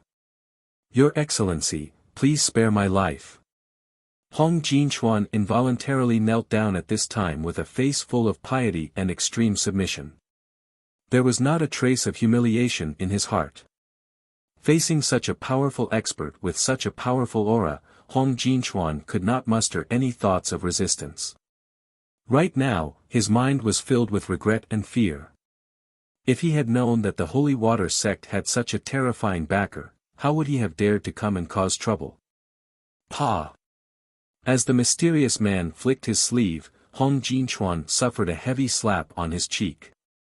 Immediately after, a dozen slaps fell like a storm onto Hong Jinchuan's old face. Soon, his face was swollen and his teeth were shaking as he spat out blood.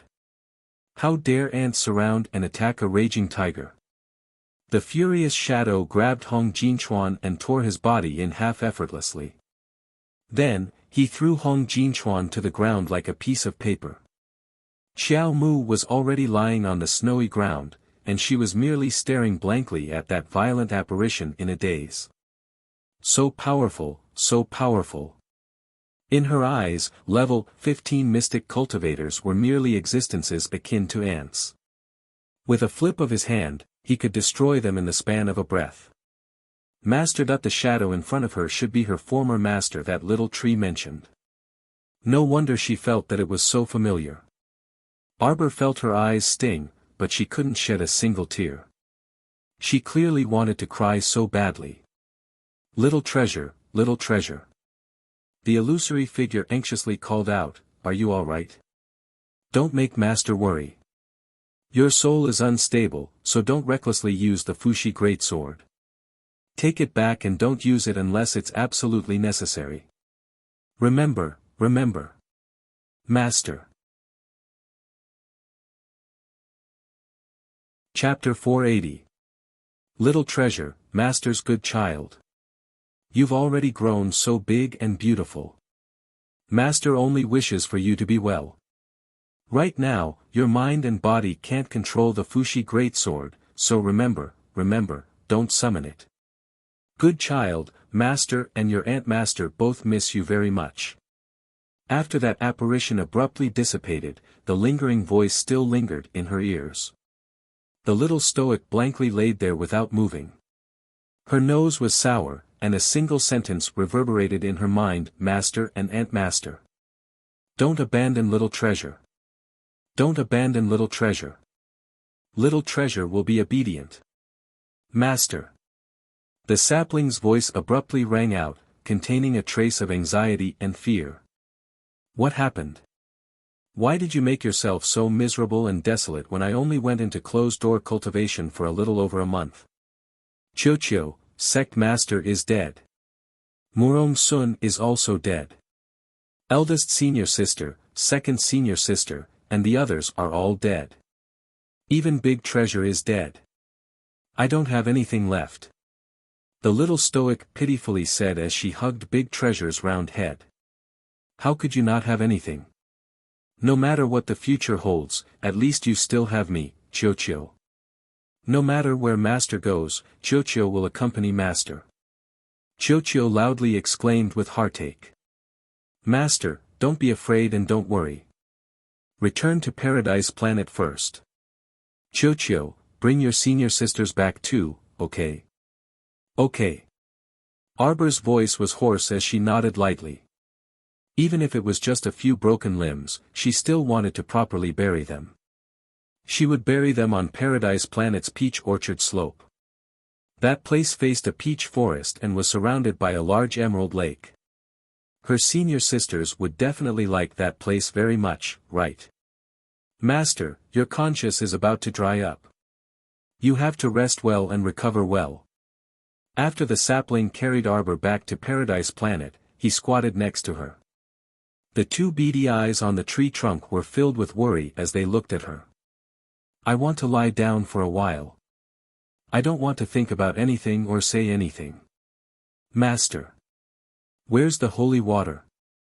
Arbor suddenly thought of something, and her mind jolted. After the divine water fused with you, it will also receive a portion of my power. It should have absorbed most of it by now. I'll go and drag it over. The little tree thought for a moment and secretly sent a message to Lady Holy Water. I see that Master is in a bad mood now. You have to be careful. Ever since Arbor had fused with the essence of the holy water, the two of them had formed an indirect connection. Gu-dee. The water ball obediently shrank itself into a small ice bead and bounced onto its master's hand. Since the life essence had completely merged with its master, Lady Holy Water could also obtain some benefits from the sapling. She then went into seclusion. Now that it had taken advantage of the small tree's power, it had also advanced to the middle stage of the infant stage. Master, you only need to summon Dian with your mind right now, and Dian can come out and attack with liquid and solid water at any time. The little ice bead abruptly transformed into a ball of water and quietly floated in the center of Xiaomu's palm. Arbor, however, remained expressionless. Suddenly, he flipped his hand and tossed it aside. Leave. From now on, I am not your master. You can leave my mystic domain and go wherever you want. The water ball turned into an onion head water doll with a bang. It suddenly took a step and pounced towards Arbor. It cried out pitifully, "Why, master? What did Dian do wrong? Master, don't be angry." Chapter 481. Xiao Mu also knew that there was no reason for her to vent her anger. What did this have to do with Lady Holy Water? It had always obediently stayed in the Holy Water sect and didn't go out to cause trouble. It also never revealed its true form in front of others. In the end, human nature was still scary. But at least right now, she couldn't see this drop of water at all. She really didn't want to see it. The sapling waved its two branches and dragged Lady Holy Water over. Without any explanation, it slapped Lady Holy Water's head. "What are you yelling for? Can't you see that master is in a bad mood?" After saying that, it kicked the water baby's butt and gave it a look. Lady Holy Water sobbed and ran pitifully a few steps away. Sparkling water droplets gurgled out and converged into a trickle that flowed into the stream and into the emerald lake. "Master, woo-woo." The water baby moved its short legs and pitifully turned its small head to look in the direction Arbor was lying on. "Master, master." The sapling jumped in fright. It turned out that Arbor had suddenly closed its eyes and didn't say anything. It was as if it had completely fainted, and it anxiously paced around on the spot for a while.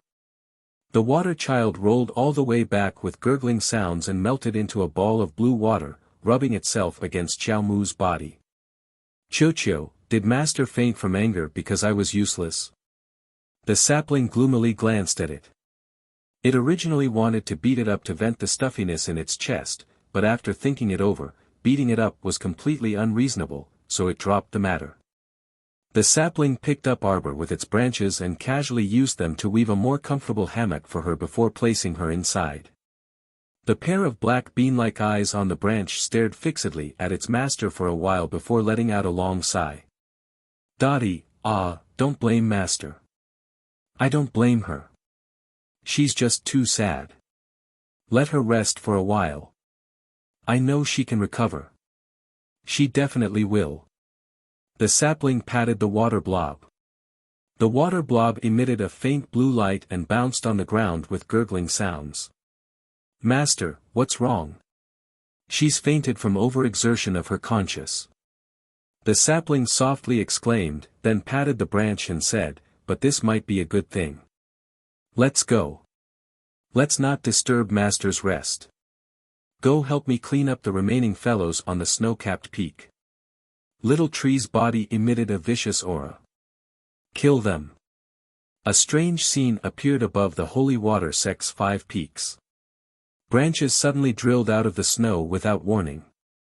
Accompanied by a wisp of agile water flow, the branches were growing at a terrifying speed. Qing Luan had lost count of how many mystical beasts she'd fought. Now, she was lying at Stay-Up-Late's feet, on the verge of death, waiting for the remnants of an E-prefecture to wipe her out. A sharp branch suddenly pierced through the chests of several enemies. The other 2 or 3 Ani prefecture disciples were also pierced in and out of their bodies by a strange stream of water under their watchful gazes. In an instant, blood flowed out of their 7 orifices and they fell to the ground with a loud bang. The branch dragged over the unconscious white squirrel, Chirpy, and tossed it into Paradise Planet before sliding towards Qing Luan again. This was because most of the Ani prefecture's forces had been lured to Sky Peak by Arbor. The remaining small group only had 40 to 50 people. Chapter 482. However, it was truly an extremely tragic battle for Ao Ye's group of several dozen against more than 50 great mystic cultivators level 12 and above and 100 mystic beasts. Out of the dozens of people in the night pavilion's 3 teams, only 3 remained, including him. Stay Up Late did not know how he managed to descend the snowy peak. When he was shaken, he opened his eyes and saw a few familiar faces. He recognized them. They were from the 3 sects. "Little brother, how are you? Why are you here?" Daybreak Sect Master Liang Wanshan asked him anxiously, "Do you know what happened on the snowy peak?" The series of questions threw Ao Ye's mind into a daze. "Who are you?" Duan Yu abruptly pulled him up, a hint of viciousness in his peach blossom eyes. "You." Clang. A waste token fell to the ground, and everyone picked it up. Duan Yu glanced at it before releasing Ao Ye's collar. "You're one of the Crown Prince's men." Cough, cough, cough. Ao Ye laid on the ground, so exhausted that he didn't want to move at all. He lifted his eyelids and looked up at the snowy peak. With one glance, he knew why Daybreak Sect Master and the rest were so astonished. The 5 peaks had been completely wrapped up by vines and thorns. The originally snow-white peaks had disappeared, and what stood tall were intersecting branches and dense leaves. It was as if the entire snowy peak had turned into a forest of ancient vines overnight. How can this be? Ao Ye struggled to get up, but Duan Yu ignored him and flew up the snowy peak. Situ Yi hastily followed behind him. Many people from the 2 sects also followed suit. Unfortunately, when they reached halfway up the mountain, their path was completely blocked by vines as thick as a wrist. They chopped at these branches, trying to clear a path. Everyone was puzzled, but they didn't slow down. On the other side, Mo Lien, who was rushing to the Holy Water sect as fast as she could, was panicking. His remnant divine conscious had been able to sense the little fellow's existence the entire time.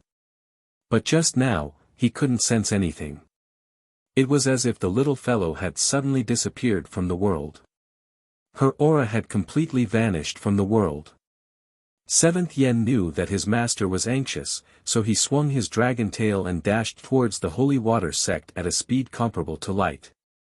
Everyone from the 2 sects had already released their Xian beasts to help them cut down the ancient vines and old trees that were blocking their way. They wanted to open up a path to the sect master's peak as soon as possible. Suddenly, he heard a dragon's roar. When he looked up, he saw the Crown Prince standing on the back of the golden dragon, facing the wind. He was circling around the area full of ancient vines, as if he couldn't find a place to land. Duan Yu forcefully waved his hand at him and transmitted a syllable, "Fire." A burning red flame shot out from the Crown Prince's hand and landed on the vines in front of Duan Yu and the others, burning their way through. The speed at which the group opened up the passage increased. Under the burning flames and the ferocious push of the profound beasts, they finally forcibly opened up a path through the encirclement of ancient vines. It was just that when everyone rushed to the sect master's peak, they could not help being stunned. The peak was surrounded by branches, but it was completely empty. They didn't even see a corpse. More than half of the snowy peak had already been flattened, and only a few remaining buildings could be seen. When they looked over, they saw the desolate sight of broken branches strewn across the ground.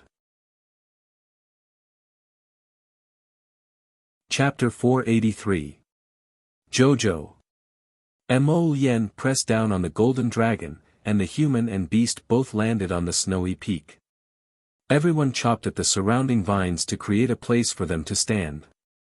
Mo Lien clenched his fists and stood there for a long time. He released his consciousness, but he couldn't sense his darling's presence.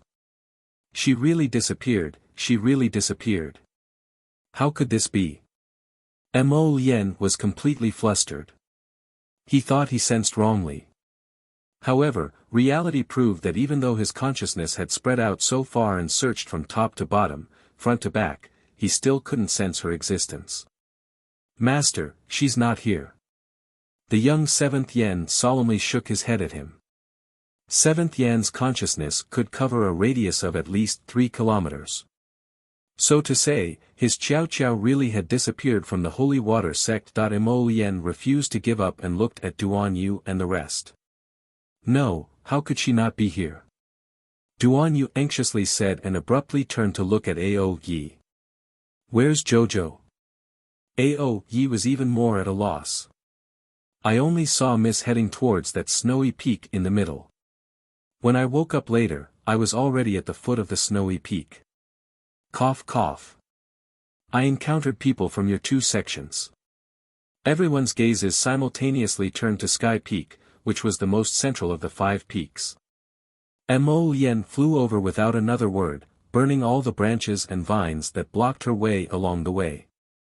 Everyone had decent cultivations, so they followed closely behind her and headed towards Sky Peak. Jojo. Mo Lien pulled out her sword and slashed apart several intersecting vines in front of her. After rushing up Sky Peak, she stopped in her tracks. Traces of a fierce battle could be seen on Sky Peak. Many reddish-brown pieces of flesh were left on the snowy ground, mixing with the snow. Jojo! Jojo! Their shouts didn't receive any response. Duan Yu sprinted forward and threw himself beside a shallow human-shaped pit. Come over quickly. His hand groped wildly in the snow. He felt something and dug it out of the snow. Mo Lien snatched the small piece of metal from his hand and held it tightly in her hand. Her eyes were almost about to burst into flames. It was a fragment from the little golem. Her Jojo must have been here for a while. But where was she now? She was gone. She had completely disappeared.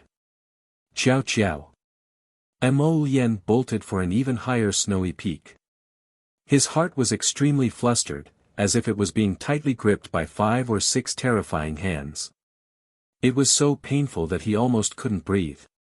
Why did this happen? Why? She was fine when they parted. Nothing had happened. His baby even smiled at him adorably. But now, when he thought of his Qiao Qiao, who was now alone somewhere, he panicked. His heart ached so much that it felt like it was being torn apart. He should have accompanied her. He should have accompanied her all the way. Mo Lien was filled with regret. More people are coming. Situ Yi looked coldly at the winding 100-person team at the foot of the snowy peak. It's people from Luotian Prefecture. Daybreak Sect Master Liang Wanshan recognized them at a glance. Heh, they want to take advantage of the situation. Then stay here forever. Duan Yu's eyes flashed with anger as he sneered. He suddenly reached out to summon his contracted beast. This was the first time everyone saw him summon a mystic beast. Its snow-white body was as large as a small mountain. 7. Seven-tailed heavenly fox. Daybreak Sect Master stuttered. He knew that this disciple of his was quite talented. Chapter 484. However, the legendary seven-tailed heavenly fox was actually a contract beast that Duan Yu had never summoned before. Chestnut, these are all your rations. Duan Yu pointed at the people from Luotian Prefecture on the mountain path. Thank you, Master. I can have a full meal now. Brutality flitted through the seven-tailed heavenly fox's eyes, and it abruptly moved its huge body, pouncing straight at the crowd on the mountain path. The bunch of idiots from Luotian Prefecture were currently dreaming of reaping the benefits of others' quarrels. They knew that the people from Shuntian Prefecture and Ani Prefecture had already arrived first. They purposely came later so that they could take advantage of the chaos when the others were almost done fighting. It couldn't be helped. Compared to Shuntian Prefecture and Ani Prefecture, their Luotian Prefecture was slightly inferior. Wealth came from danger. In order to obtain the sacred water, Luotian Prefecture's manager racked his brains and went all out. However, it was a pity that they encountered Duan Yu and Mo Lien. 2 men in a fit of rage didn't have any rationality. At the same time that the seven-tailed heavenly fox suppressed them, the golden dragon also arrived in front of Luotian Prefecture's disciples with a roar. The seven-tailed heavenly fox spat out a mouthful of purplish-red lightning, which was followed by an earth-shattering blaze. Don't mention that thrilling feeling. The seven-tailed heavenly fox and the golden dragon practically killed a large portion of Luotian Prefecture's disciples in the blink of an eye. Immediately after, Duan Yu pounced on them and threw out a bunch of concealed weapons. Luo Tian Prefecture's manager was almost about to doubt his life. Could it be that these youths from the lower star domain were born as monsters? They could comprehend the 5 spirits and contract such powerful beasts in a place like the lower star domain. They were much stronger than those so-called geniuses from the middle 6 prefectures. Why? Was it appropriate for them to violate the laws of the star domain? Mo Lien currently had nowhere to vent her rage. She harshly clasped the manager's neck and questioned him harshly, "Tell me, why did you come to the Holy Water sect? Where did you get the information?" The steward of Luo province was on the verge of tears. He had brought a group of people here to be tortured. Sob, sob, sob. The steward of Luo Tian Manor, who felt that he had been wronged, hurriedly said honestly, "Our Luo Tian Manor has planted spies in Shuntian Manor. A few days ago, we received news that there were abnormal movements in Shuntian Prefecture. After secretly inquiring about it, we learned that sacred water had appeared in the Holy Water sect. Young master, please spare me. We're just here to pick up a bargain. We don't have any bad intentions. Shuntian Prefecture. I want all of you to beg for death." Mo Lien's eyes were filled with intense killing intent. With a gentle swipe of her slender sword, she beheaded the steward of Luo Tian province. Over the past few days, the citizens of 5 Moon City had been living in a state of constant fear. At the Holy Water sect's snowy peak, a terrifying commotion would occur every few days, and the thunderous rumble of a blizzard could be heard time and time again. How would the commoners dare to investigate? However, the 5 Moon City's city lord, Wu Mantian, had sent people to investigate many times, but the outcome was the same every time. There was no one left in the Holy Water sect. Such a large sect had been overturned in an instant. Wu Mantian and his wife sighed inwardly and sent people to clean up the remaining corpses of the Xianhe village's villagers and hastily bury them. Day after day, month after month, 5 Moon City appeared to have calmed down, and the Holy Water sect's incident had also been forgotten by the commoners. But in reality, in places where the commoners couldn't see, there had already been waves of bloody retribution. Chapter 485. In a secret manor in the eastern part of Seacombe Planet. No one knew that this place was actually one of the larger strongholds of Shuntian Prefecture on Seacombe Planet. Until Northern Prince Mo led people and completely cleared out this place with lightning speed. The originally beautiful courtyard was now a mess with blood all over the ground. The 100 people from the hidden pavilion were all experts above level 12, and they carried out a one-sided massacre. At daybreak, there were faint clusters of flames moving in the manor. There were more than 1,000 people in the manor, but only one was left alive. The manor lord was forced to kneel in front of a black-clothed youth with bloodshot eyes. His hands dug into the ground as he angrily shouted, "Why? Hand it over." The back figure faced him indifferently and threw down these 3 words. "Hand over what?" The manor lord glared at the person's back with bloodshot eyes. If looks could kill, that devil would be riddled with holes by now. There were more than 1,000 people in the manor. His family had more than 20 people, and they all died in the hands of these people. Ah! What did they want him to hand over? My people. The youth abruptly turned his head and stared at him emotionlessly with a pair of icy phoenix eyes. Hand it over. The manor lord wanted to howl at the sky and cry out his grievances. He really didn't know who this youth wanted him to hand over. In these 2 years, the 2 large countries in the north joined forces with Southern Bailey to clear out Shuntian Prefecture's forces everywhere. He already knew earlier that this fire would burn him sooner or later. He already led his subordinates to such a remote manor in the eastern part of the manor, so why couldn't he let them off? Thinking of his misery, tears involuntarily flowed down his old face. Now that he thought about it, his friend was right. No matter how strong the middle 6 prefectures were, it wasn't his territory after all. It was better to be careful in everything. As the saying goes, a strong dragon can't suppress a local snake. This lower star domain might not be as weak as you and I thought. Perhaps there were still a few hidden forces that were very strong. Cry. He actually had the face to cry. Compare who was more miserable. Who was more miserable? No one knew better than him how he had spent the past 2 years. Mo Lien ruthlessly kicked the manor lord's chest. Hand it over. Wow. The old man spat out a mouthful of blood on the ground. He clutched his chest and laughed miserably. Devil, you devil. What do you want from me? I didn't take anything. Devil. Mo Lien raised his phoenix eyes and gazed at him coldly. So what if you became a demon? How dare you? The captain of the hidden pavilion stepped on the old man's back. How dare you speak so rudely to His Highness? You're not going to tell me?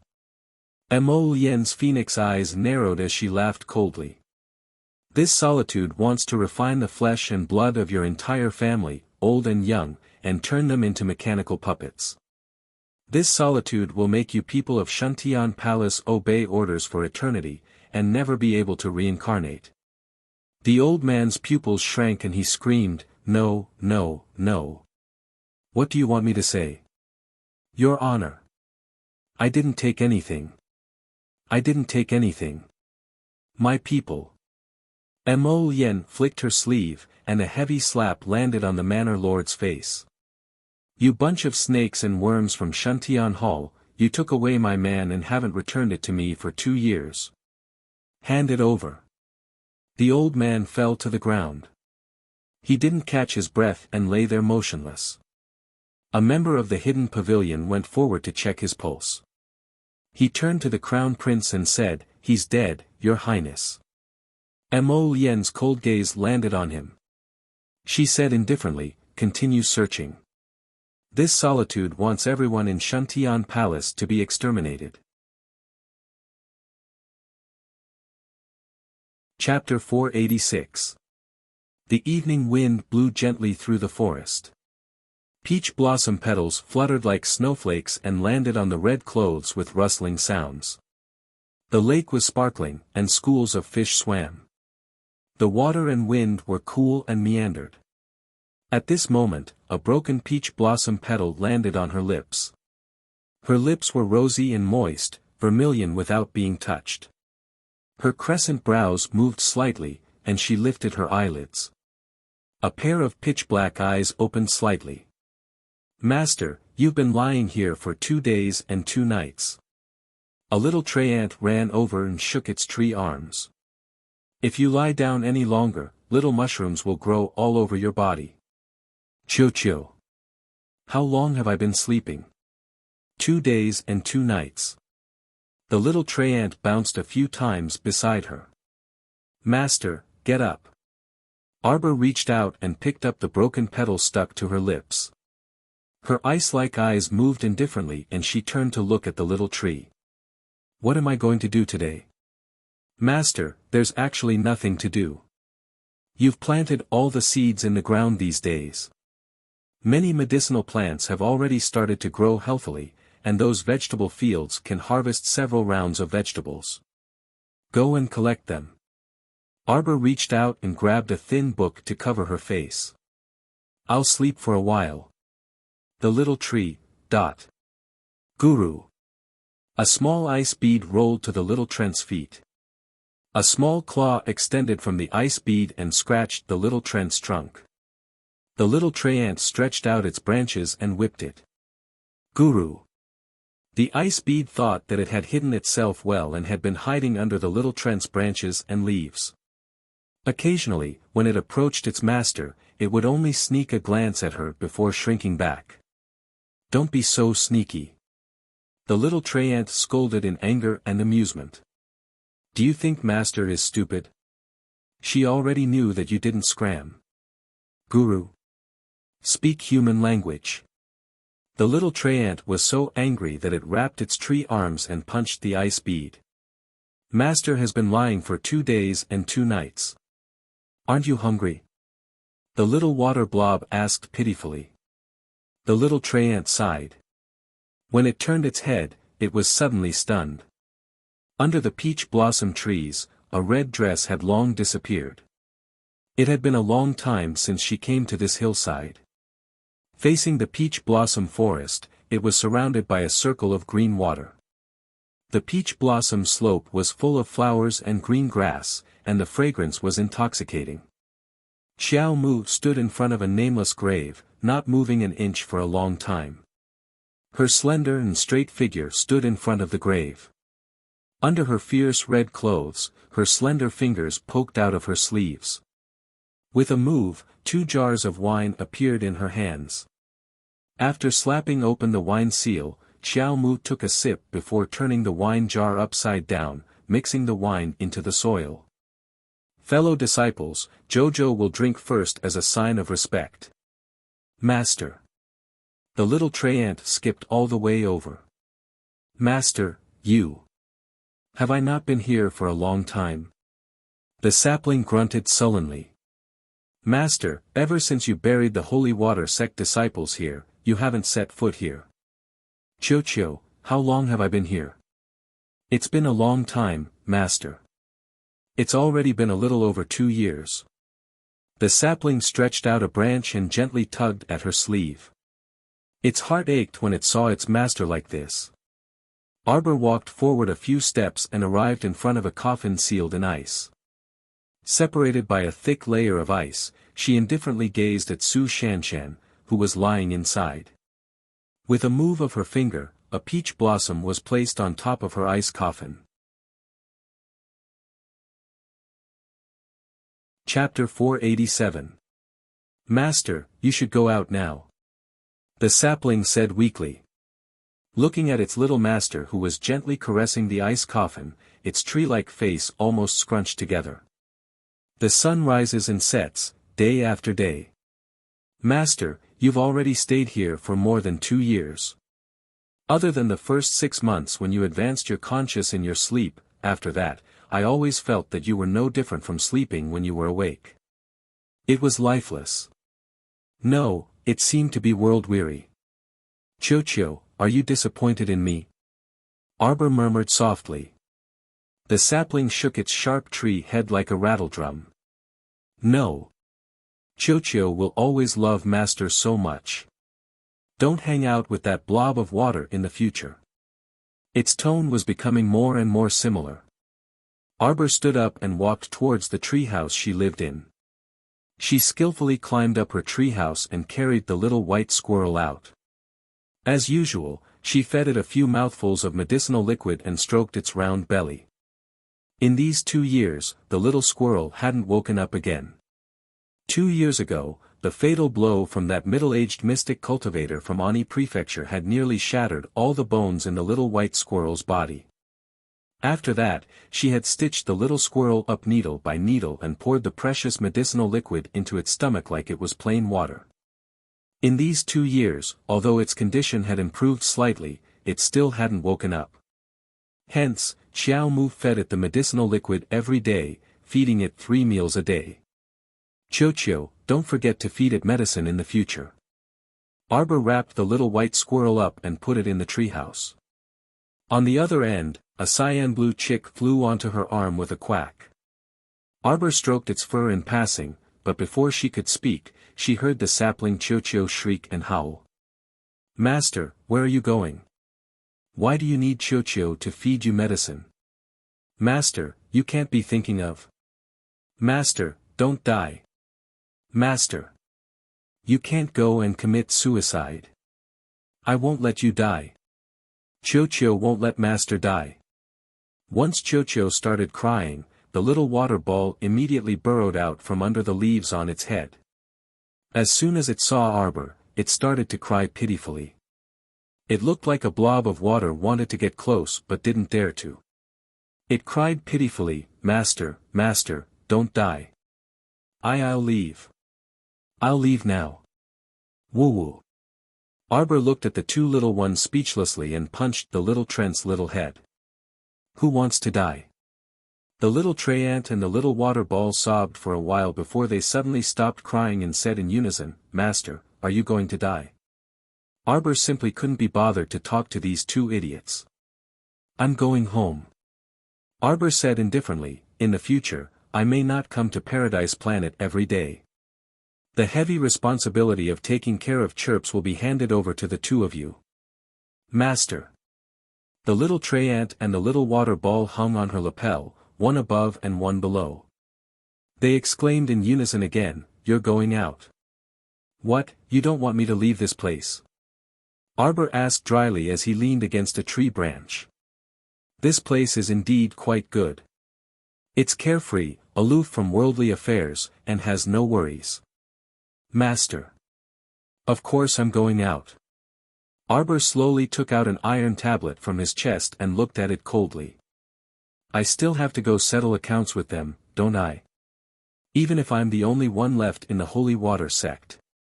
It's still the Holy Water Sect. As long as I don't die, the Holy Water Sect will rise again one day." Chapter 488. It was just that she was in too much pain and wanted to escape too much. If she went out now, she would definitely see the wretched scene of Sky Peak's dilapidated walls.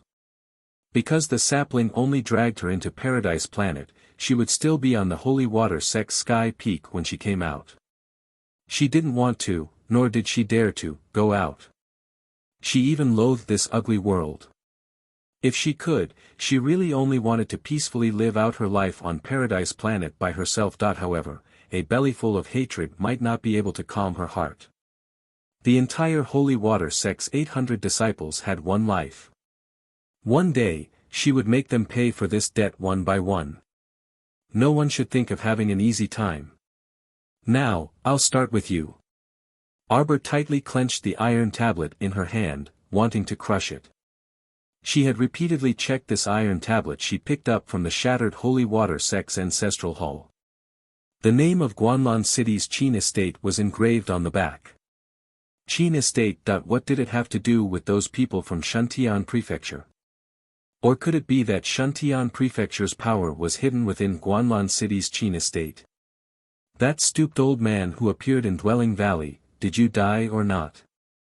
If you didn't die, then are you prepared to have your bones ground to dust and your flesh to be devoured by me?" Wrapped in a flapping red dress, she was like a ball of vengeful blood, scarlet and dazzling, directly pressing against the sun and moon. "Call." Weak Little Chicken jumped onto her shoulder and rubbed against her head. "Don't go out, either. Stay here obediently," Arbor said faintly as she patted Weak Little Chicken's chubby body. Back then, Qinghuan challenged 100 beasts alone and was incomparably brave, but it was heavily injured. Although she slowly recovered these 2 years, Arbor still had some psychological trauma. "Caw. Speak human." The sapling grumpily slapped Weak Little Chicken's head. Why did this bunch of heart-crushing scoundrels always like to grumble and refuse to speak human language? They had to find the right target even if they wanted to act cute. Didn't they know that Master was an oddball who disliked cute things the most? "Master, I'll send you there. I can fly fast." Newbie flapped its wings and shouted. "There's no need. It's been so many years.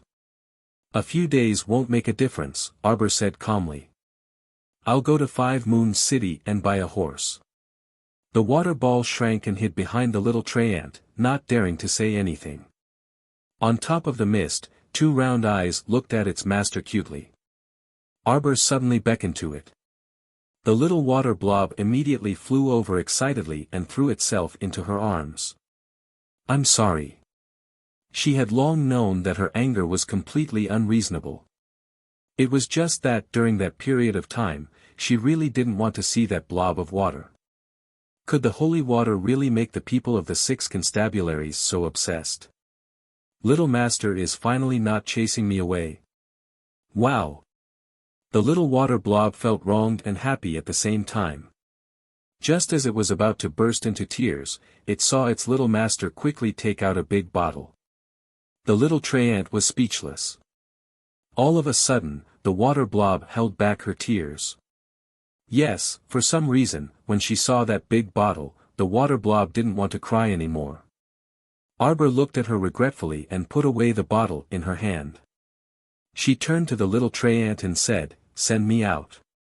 The little tray ant immediately nodded with tears in its eyes. It had waited for so long for its master to finally let go and walk out. Just let go. The word "let go" was easier said than done. Once the seed of hatred was buried in the heart, it would grow stronger day by day. Chapter 489. When Arbor appeared on Sky Peak again, she couldn't help but be startled by the scenery before her. Ancient tree vines intertwined together covered the entire Sky Peak. Arbor's slender hand pushed aside the two vines blocking her way and squeezed through the intersecting vines. As far as the eye could see, the entire holy water sect was enveloped by the sapling's vines. Arbor stared blankly for a while before suddenly feeling her wrist heating up. When she looked down, she saw the jade bracelet carved with a pine tree suddenly emitting a lustrous light. Arbor raised her left wrist and saw a strong light abruptly activate. As if receiving some sort of response, a circle of fist-sized jade talismans flew up with a whoosh from where the ancient vines intertwined around the snowy peak. The circular jade talismans gathered into a ball and rapidly flew to Arbor's fingers. They glowed faintly and vibrated lightly. Arbor reached out to hold it, and her eyes flickered with disappointment.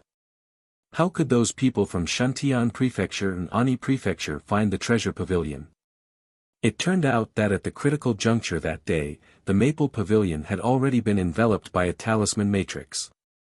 All the secret techniques and mystic weapons that the Holy Water sect had passed down over the past 300 years had been stored inside the jade talismans. Until she appeared. Arbor touched the lustrous jade bracelet on her left wrist, which was also where the key to the Maple Pavilion was located. Without this key, all of the Maple Pavilion's inheritance would probably be buried under the snowy peak forever, never to see the light of day again. Thinking about it, she really was proud and aloof. She would rather die in glory than live in dishonor. Even if the entire Holy Water sect was razed to the ground, those people could forget about obtaining any benefits. Chocho, put it inside, okay? Yes, master. The sapling knew that its little master would definitely be in a bad mood after coming out, so it hastily agreed and extended its branches to encircle the faintly glowing spherical jade talisman matrix in Arbor's hand. Master, I can build a wooden pavilion, the sapling said hurriedly. Little Tree said hurriedly, although it might not be the same as the Maple Pavilion of the past, at least it looks like it. Arbor nodded faintly. As you wish.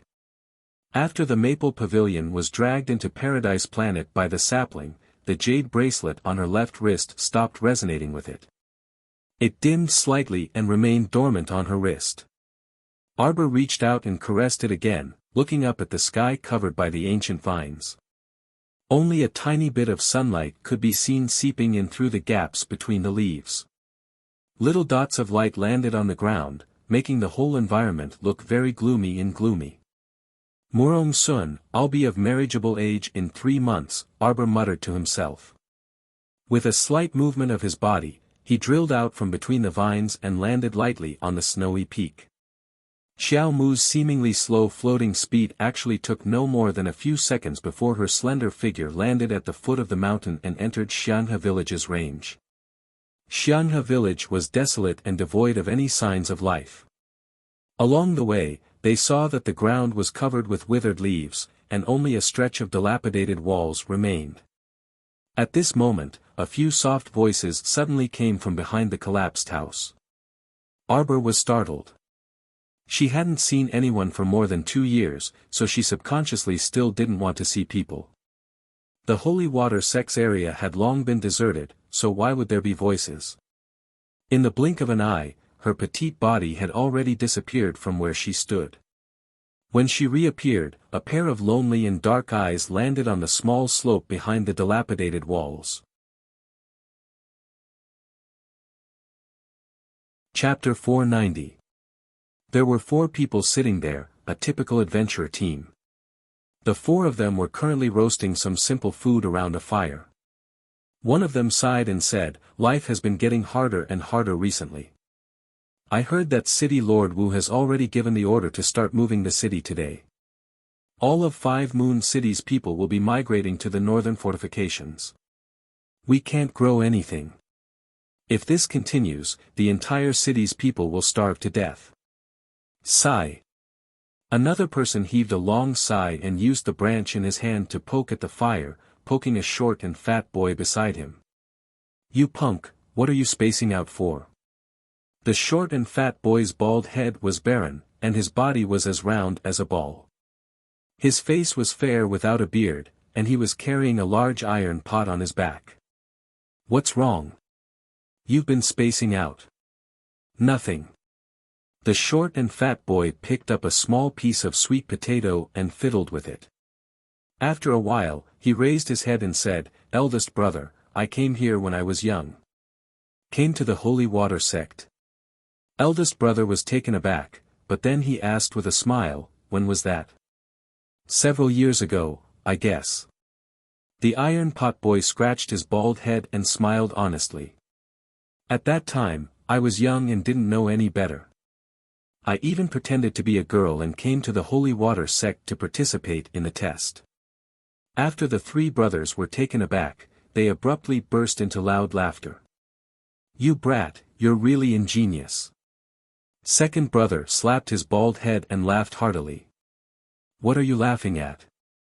The iron pot boy slapped their hands away and pursed his lips. "At that time, at least I could eat my fill and wear warm clothes in the Holy Water Sect. Moreover, the 3 sects were so powerful and everyone yearned for them. I also wanted to go. And then? You. And you even passed the test." "Eh? What are you talking about?" "Don't say it." "I did pass the test." The iron pot boy raised his head, and a bright smile appeared on his white, dumpling-like face. "Xiao Zhang, don't brag. It's not like I don't understand the market. I heard that at that time, although the Holy Water Sect opened its gates to accept disciples every few days, the number of people who could pass the Holy Water test every year was very few." "What am I bragging about?" "I did pass," Zhang Yu said angrily. "At that time, I was chosen by the 3 peak masters. Alas, in the end, we were still exposed by the first peak's peak master Murong. My father and I were thrown out." Zhang Yu poked at the flame and sighed. "Come to think of it, it's quite an interesting memory. My father has already been gone for 2 years. Seeing that he was a little sad as he spoke, everyone couldn't help but reach out and pat him on the shoulder. These days, who knows when it will be our turn. Second brother, don't say such unlucky things. All right, let's hurry up and finish eating. We'll go up the mountain to take a look. Although the Holy Water Sect has been sealed off, I don't know if we can dig up some food from the snowy peaks. Yeah, I remember that in the past, the villagers of Xianhe village often went up the mountain to look for food. It said that the animals and plants on the mountain didn't mutate much, and the wild mushrooms they dug up could be eaten casually." "Mushroom? Oh my, don't say that. I'm about to drool." While the 4 of them were laughing and fooling around, they suddenly felt a gust of wind sweep over and instantly rolled them out. The fire was also completely extinguished. "Don't go up the mountain." An icy voice shattered in their ears like jade beads falling onto a plate. Chapter 491. I'll let you go on account of your relationship with the Holy Water Sect. Leave quickly and don't come back. After the icy voice rang out again, another gust of wind swept over and directly pushed the 4 of them out of Xianhe village's entrance along with their bags. The 4 of them broke out in a cold sweat. They crawled up and hastily retreated from Xianhe village's vicinity without saying anything. They didn't stop until they were very far away. They looked at each other in panic. "We really had a narrow escape just now," one of them said while wiping his cold sweat. Another person nodded and looked at Zhang Yu with a complicated expression. Little Zhang, if it weren't for your story that touched that expert's heart, we wouldn't have been able to escape. We probably wouldn't have been able to return today. That terrifying aura just now made them feel lingering fear even now. From that voice, the girl didn't seem to be very old, but her cultivation was simply astonishing. Sure enough, a large sect was a large sect. No matter how many people had destroyed it, the remaining power was not to be underestimated. Go, go, go. Eldest brother, we should leave quickly. They were kicked out after hearing a voice and didn't even see who came. How would they dare to linger any longer? They hastily packed up their things and left in a hurry. Zhang Yu looked back at the holy water sect's mountain gate entangled in vines and sighed deeply.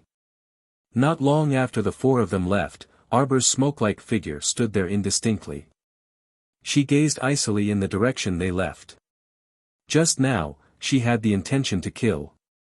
However, just as she said, Zhang Yu's words caused her heart to waver slightly, and her entire body softened. 60 ebony talismans floated from her fingertips. They hovered in the air and abruptly lit up before disappearing into thin air. Arbor left with a flick of her sleeves. After a long time, a thin and weak little mouse creaked out from the crack in the wall and ran forward without any head or brain. Suddenly, a force blocked its path and flung it away while squeaking. A formless and transparent barrier appeared for a short while before disappearing into the air. Arbor slowly walked to 5 Moon City. The city gates were wide open, and the large group was moving at an extremely slow speed. It seemed that Zhang Yu and the others were telling the truth. 5 Moon City was currently undergoing a large-scale migration. It was just that the journey to the north was long and they didn't know how many people would be left after the tens of thousands of people had migrated to the fortifications in the north. Arbor shook his head, passed by the crowd, and walked towards the horse shop in the city. Unfortunately, he didn't manage to buy a horse when he arrived at the stables. It was said that the wild horses that were hunted had basically gone bad, and the domesticated horses were all snatched up by the residents of 5 Moon City. Little girl, are you going north too? The boss was wearing a tattered jacket. He rubbed his hands and said, they all said that it's colder in the north this year. It's already snowed several times. I reckon most of them will freeze to death on the road, sigh. Arbor turned and left without saying a word. The boss looked at her back and muttered softly, she's just a little girl, yet she's so cold. Make way, make way, make way. Get out of my way. What are you doing? You're all blocking the way. Get out of the way. Berating voices rang out repeatedly. A few whips fell, causing the crowd to scream. What are you doing? An angry roar rang out. The city lord is here, Lord City Lord. The citizens shouted along the street. Chapter 492. The one who had been whipping his way over was a minor leader of the caravan. He had a ferocious and overbearing appearance, and it was clear that he was out of tune with the common people around him. Stop! Wu Mantian hurried over with 2 personal experts, narrowing his eyes as he looked at the violent minor leader. That person was the standard model of a round and round bumpkin. He was over 40 years old and wore a washed dark blue robe, but he had taken care of himself in a decent manner. Do you know who this daddy is? You, a trifling city lord of 5 Moon City, dare to be insolent in front of me? 2 level 10 experts immediately walked out from Wu Mantian's side. One of them grabbed Little Fatty and pulled him off his horse. Little Fatty cursed, you're rebelling. This daddy is second manager Qi of Northern Mo's state Uncle Zheng's estate. You, a city lord, dare to touch this daddy. So it's second manager Qi.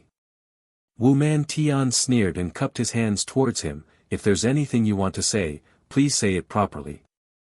If you want to hurry, we'll make way for you. There's no need to whip people, it will scare them. Humph. Second manager Chi snorted heavily at the sky and glanced at the two level 10 experts with unsightly expressions. However, he didn't dare to criticize Wu Mantian's attitude any further. Since the city lord has come to cause trouble, I won't say anything else. Please make way for me. I am making this trip for Her Highness Consort Zheng. Second manager Qi cupped his hands at the northern sky. Our Highness is waiting for this subordinate to rush back and report. Well said, well said. Seeing that the other party had brought out some noble consort, Wu Mantian couldn't argue with him anymore. He whispered a few words into the ears of the two experts beside him, having them go forward and disperse the crowd of common people. Wu Lingxiu, who was only 8 years old, pouted her small mouth as she stood beside her mother. She muttered in a small voice, "Mother, I hate this person's ugly face."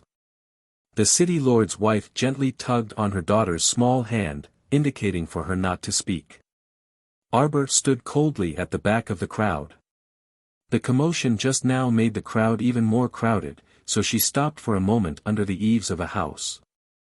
At this moment, he swept his gaze over and saw that there were more than a dozen people escorting the caravan. In the middle, there were 2 wooden prison wagons. Each cart had 5, 6, 7 or 8 people locked up in the wooden huts. There were old and young people, big and small. Altogether, there were 12 or 13 people locked up.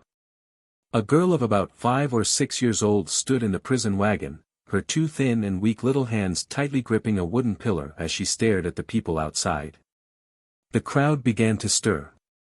An old man beside Arbor sighed and shook his head. Sigh, they probably went to the dark sea to catch mermen again. How pitiful. Some of them are still children. Arbor's gaze fell on the old and young people in the 2 carriages.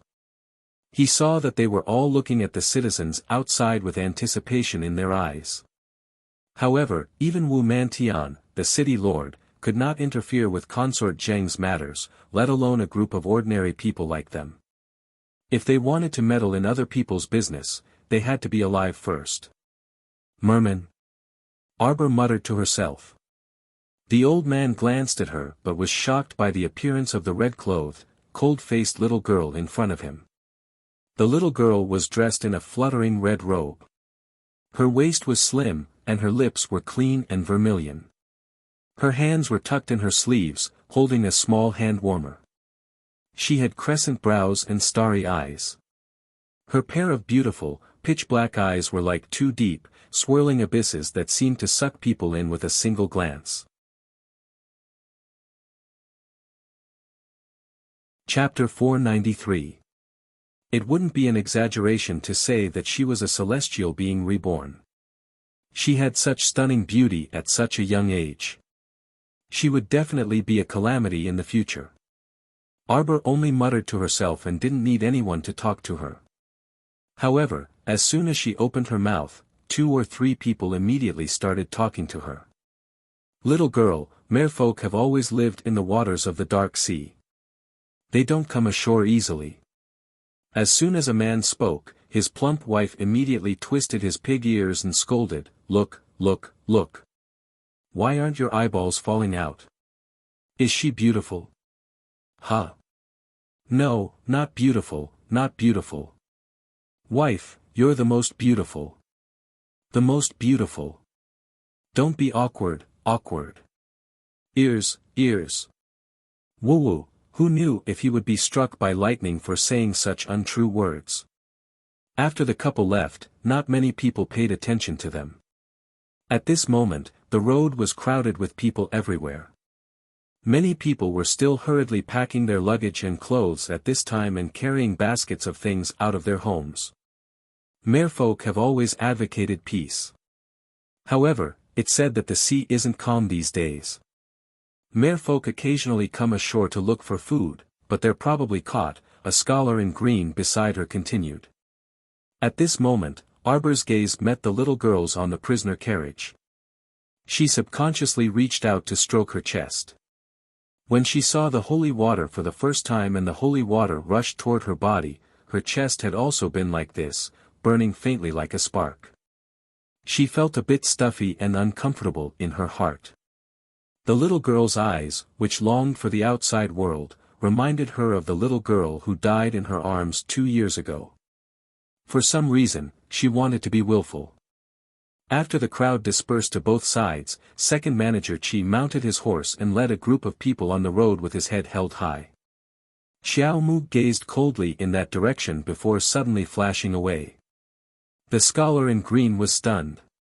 He only felt that in the blink of an eye, the little girl beside him had disappeared without a trace. When he looked up again, he saw that fiery red figure standing in front of the carriages, blocking second manager Qi's path.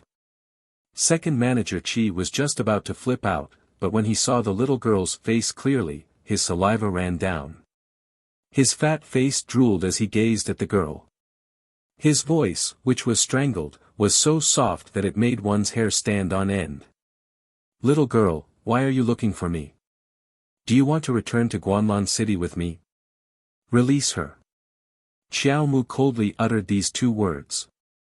Surprisingly, second manager Qi didn't get angry and even laughed out loud. This little girl is truly adorable. There was no way they would let him go. "How about this, you follow me back to Northern Mo's capital. At that time, we can discuss this properly." Pa! Second manager Qi didn't even see clearly how the other party attacked.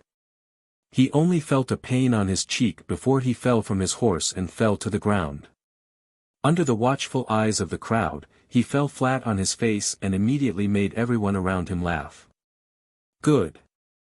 Wu Lingxiu's clapping and cheering voice suddenly fell into Madame Wu's hands.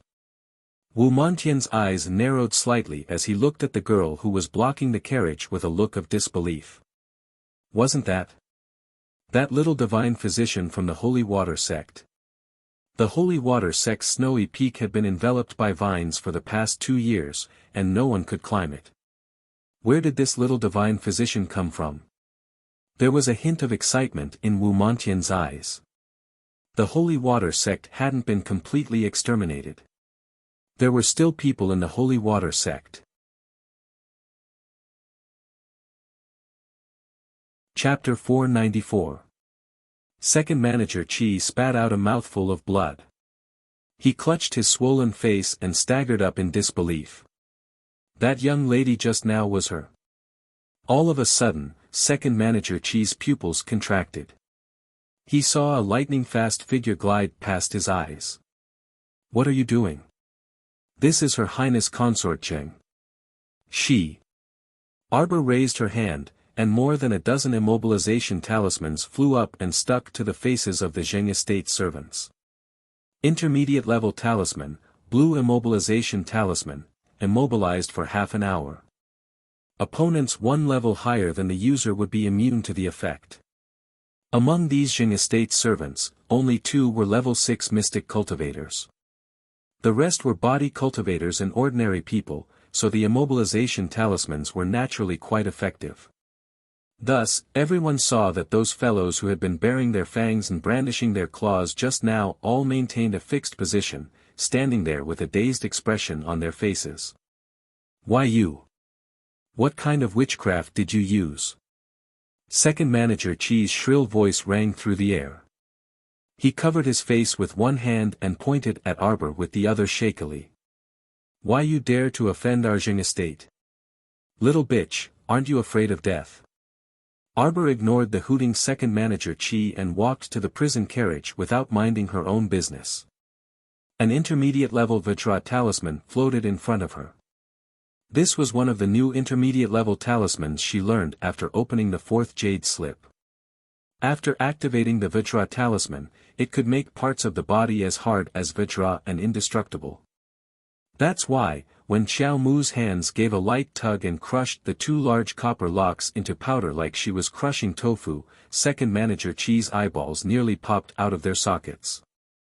Heavens, that young lady's hands look white and tender, bright and flawless. How can she be so formidable? Come. Arbor reached out and helped the little girl out of the cage first. The 13 mermen filed out in a line. They were somewhat frightened and uneasy, and there were more or less injuries on their bodies. I'm going to Shizhou City. I can send you guys to the vicinity of the Dark Sea on the way, Arbor said indifferently. Thank you, young lady. Thank you, young lady. An old woman who looked older among the 13 mermen repeatedly thanked Arbor gratefully on behalf of the group of mermen. How dare you? Second Manager Qi glanced at his subordinate who had been immobilized on the spot and angrily stomped his feet. He angrily said to Arbor, You dare to offend Her Highness Consort Cheng? In order to catch these mermaids, he had been lying in ambush for more than half a month. Now, all his previous efforts had gone to waste. Initially, he thought that by offering these captured mermen to Consort Cheng, he would be able to elevate the status of his entire family in the manor. But now, all the beautiful dreams had come to an end. This unknown little girl who came out of nowhere actually released all the mermen that he had captured with great difficulty. How preposterous. Arbor abruptly turned his head and stared coldly at Qin Lai with his ice-soul-cold pearl eyes. Second Manager Qi was scared silly on the spot, and he shuddered in a daze. He only felt that the girl's glance made him feel fear and shudder from the depths of his soul. I'll give you 3 breaths of time to leave. Otherwise. Arbor's cold gaze swept across his face. You can stay here forever. She only wanted to release the mermaids, not kill them. However, if this fellow with the surname Qi continued to be so noisy, there was no guarantee that she would not change her mind. Second Manager Qi was also a smart person. He glanced at the little girl's small, white, jade-like hands. Chapter 495. He knew very well that he was not even worth a fart in front of this little girl. How could a girl who could knock him off his horse with a single slap be an ordinary person? Although he was unwilling, a wise man knew better than to fight when the odds were against him. Second Manager Qi hastily mounted his horse and hurriedly rode away, abandoning his subordinates who were standing on the street. Everyone laughed behind him, but Second Manager Qi pretended not to hear them and ran out of 5 Moon City with all his might. As he ran, he thought hatefully, I must report this matter to State Uncle Zheng when I return. After Second Manager Qi left, Wu Mantian walked toward Arbor with a smile and cupped his hands. Little divine physician, we meet again. Arbor saw Wu Mantian's family of 3 early in the morning and only nodded at him. If it's convenient, can I borrow a carriage? An hour later, Arbor's group left 5 Moon City. It was not that she had to follow Wu Mantian's group, but there were too many people migrating from the city, so at a glance, she saw that they were basically all people from 5 Moon City. The people in front all had carriages and horses. The further back they went, the more impoverished the elderly, the women, and the children. Wu Mantian's family of 3 was at the back of the group to take care of these women and children. Wu Mantian specially allocated a rather spacious carriage for Qiao Mu, which was more than enough to accommodate a dozen or so people. The driver was a merman over 50 years old. It was said that he often moved on the ground and was also an expert at driving carriages. The older woman was called Long Xinghua. It was said that the surname Long was the royal surname of their merman race. However, according to Long Xinghua herself, she could only be considered a side branch of the royal family and was worlds apart from the orthodox royal family. Once they conversed, the mermen realized that Miss Qiao was a taciturn person. Basically, she would not respond to any of their words. However, they liked this savior very much. Especially the little girl, Long Xian, who was Long Xinghua's granddaughter. She kept sticking to Arbor, holding her arm and sniffing her scent with her little nose. The merman girl at the side laughed. Xian, why are you always sticking to your savior? Big sister smells really good. Long Xian pulled Arbor's hand and said. Little girl, thank you so much for saving us. Arbor also realized that most of the merfolk were chatterboxes. This was especially true for Granny Long Xinghua, who had already thanked him 18 times. Arbor suddenly looked at Granny Long. Why did those people capture you? Why are you locked up in the prison wagons? The people's second manager Chi caught were all women and children of the merfolk clan. There were both young and old.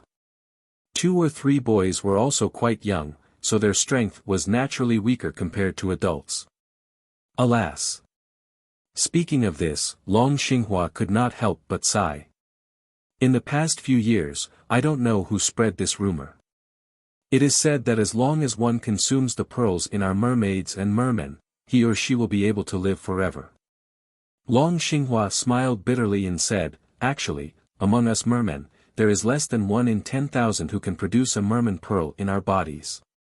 It is impossible for most mermen to have shark pearls. Arbor nodded. They don't know. No, they know. Long Xinghua sneered. However, they are unwilling to give up and feel that they must dissect us to see if we have shark pearls. Chapter 496. So, that second manager Chi dragged you all to the Mo Kingdom capital for to dissect the merfolk pearls in your bodies. Arbor didn't finish speaking, but all the merfolk present understood her meaning. Nodding, Long Xinghua smiled sadly. These people believe the rumors without a doubt. But this rumor has already been circulating for over 100 years. It's just that it's been spreading more and more recently. The capture of merfolk is becoming more and more frequent. It's said that it's all for the Mo Kingdom capital's peerlessly beautiful Her Highness Sheng, a mermaid beside Long Xinghua said softly. Arbor had already heard people mention that Her Highness Sheng more than once. The Mo Kingdom capital's Her Highness Sheng could slaughter so many merfolk without hesitation for the sake of enhancing her beauty, vainly attempting to obtain the merfolk pearls in other people's bodies. This woman must be as beautiful as a rabbit silk flower on the outside, but as venomous as a viper and scorpion on the inside. That second manager said that if the merfolk pearls leave the body, they'll lose their effectiveness in less than an hour. So they want to bring us back to the Mo Kingdom capital's Guanlan city first before dissecting the merfolk pearls in our bodies. The mermaid said pitifully, but we're all very clear that we don't have merfolk pearls in our bodies. Granny Long also sighed. Recently, monsters have been rampant in the water and charged into our village. We had no choice but to come ashore to forage for food. Who would have thought that someone would lie in wait for us to walk right into their trap? That Her Highness Zheng's heart must be especially vicious. These 2 years, the number of our clansmen who died at her hands is at least 800, if not 1,000. Arbor couldn't help but click her tongue inwardly. For the sake of her beauty, Consort Zheng could be considered to have stopped at nothing. After the carriage left Pony Town, the flow of people started to thin out. Some of the carriages running in front already couldn't be seen, while those lagging behind couldn't catch up in a short time either. Arbor didn't pay much attention to the people migrating from 5 Moon City and hurried to the nearest netherworld sea with the merfolk. This place was a tributary that would ultimately flow into the netherworld sea. The mermaids naturally knew the way in the water better than she did. Everyone thanked her profusely. Before leaving, Long Xian held her hand and said goodbye reluctantly. Granny Dragon gave her an emerald green piccolo as a thank you gift. She only said that if she ran into any trouble in the water, she could blow the piccolo to summon the mermaids and mermen nearby to help. After watching the merfolk leave, Arbor put the carriage into a blue ebony storage talisman. He put the piccolo into his inner world, held the reins with one hand, and mounted the horse. His wrist slowly shook the reins. The horse galloped steadily along a dirt road and soon overtook a portion of the pedestrians. Based on the walking speed of the people of 5 Moon City, it would take around 20 days to reach the border of northern Mo on foot. This kind of major event of moving the city didn't have much to do with her. Since City Lord Wu had made the decision to move, he naturally had already negotiated with the northern Mo fortification to settle down the personnel. Arbor urged her horse toward Shijiu City. Once the thought of returning home crossed her mind, she inexplicably felt a rush to return home. Speaking of which, when she left home, she said that she would definitely return within 3 to 5 years. She didn't expect that she would be gone for as long as 7 years. She wondered if mother and the others were doing well in Shijiao City. Xiao Lin, Xiao Sen, and brother Qiao Hu should have all grown up. It really had been a long time since she last saw them. She wondered what it would be like when they met again. Chapter 497. Along the way, all the soil she saw was scorched black and couldn't grow anything. Arbor's expression couldn't help but soften a little when she thought of the delightfully growing vegetables and fruits she planted on Paradise Planet. She basically didn't need to worry about the arrangements inside Paradise Planet now since the sapling was in charge of it. Ever since the little tree had advanced to the middle stage of its so-called infant stage, it could easily make all kinds of arrangements on Paradise Planet. With a wave of its hand, it could make a bunch of diligent little tree ants to plant and harvest vegetables for her. Every time she saw 7 or 8 saplings running toward her and hanging all over her body, she couldn't help but feel helpless. Moreover, it was just as the little water ball had said. The current her only needed to summon the little water ball or the sapling out of her body to attack. For this reason, she even specially used holy water and tried it 2 or 3 times. The effect shocked her. Although she didn't say it, she was deeply moved. That was the origin of the 5 spirits, the power of holy water. Other people actively comprehended the 5 spirits' origins when breaking through to level 15 Great Mystic Cultivator and then completed the transition from the mystic realm to the spirit realm. Only about 1 in 10 people could complete this transition in one go. 8 to 9 people needed to comprehend the transition again and again. If other people found out about dear Qiao Mu, this oddball, they would be so shocked that their eyeballs would pop out. She was a level 11 Great Mystic Cultivator who hadn't even touched the threshold of level 15, but in reality, she had already completed the breakthrough from the mystic realm to the spirit realm. One day, as long as she was willing to raise her cultivation, she could directly cross over to the spirit realm. She didn't need to comprehend anything anymore and truly didn't have the slightest bit of trouble. After nightfall, Arbor simply tied the horse to a nearby tree and had the sapling take out a handful of grass to feed it, as well as 2 peaches for her to gnaw on. She had gnawed on a piece of pork trotter for lunch today, so she was still very full now. She didn't plan on eating anything else and planned to gnaw on 2 peaches and be done with it. "Master, don't you plan on coming in to sleep?" The little water ball's soft voice rang out. "No need." Arbor started a fire and used a withered branch to stir the flames. "I haven't even seen a single zombie after coming out for so many days. I think I'll encounter a few tonight." The sapling, got his master's hands itching. "You guys rest." Arbor flew up the tree, found a thick branch, leaned against it, and adjusted his posture. Unfortunately, the corpse puppet king that she had been looking forward to the entire night did not appear. The night passed by peacefully. It wasn't until the next morning when she woke up that she was woken up by the sounds of movement under the tree. "A bunch of trash. Don't you know how to carry a sedan chair?" The sound of the whip lashing was mixed with ear-piercing screams, waking up Arbor who was sleeping soundly. She frowned and opened her eyes.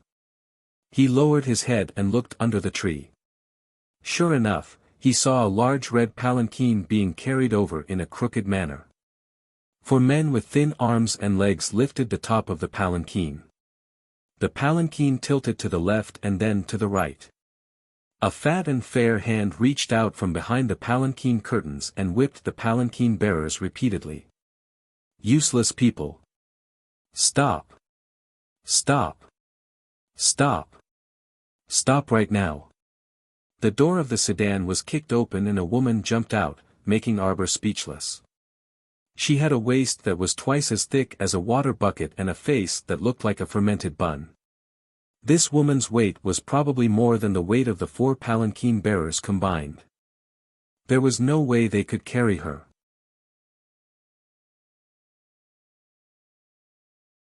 Chapter 498. Each of the 4 sedan bearers was thinner and frielier than the other, shivering in the chilly wind. Arbor's expression turned slightly strange as she watched from the tree. It was for no other reason than the fact that she actually had an old acquaintance among the 4. If that person hadn't raised his arm to reveal a small birthmark, Arbor really wouldn't have recognized him. Little fatty Zhou Tao, the son of Quoto Village's nouveau riche. In the past, he was as fat as a calf. She really didn't expect him to be as thin as a pork rib now. Back then, little fatty Zhou Tao was the tyrant of Quoto Village. Whenever he went out, he would have 2 or 3 lackeys accompanying him. They would either hold an umbrella for him, fan him, or serve him tea and water. But now, his former domineering air was gone, and his former lackeys were nowhere to be seen. Little fatty Zhou Tao had actually been reduced to a sedan bearer serving someone, and from the looks of it, he was even that fat woman's slave. This was truly fate making fools of people. Useless trash. The woman cursed as she sat down under the tree.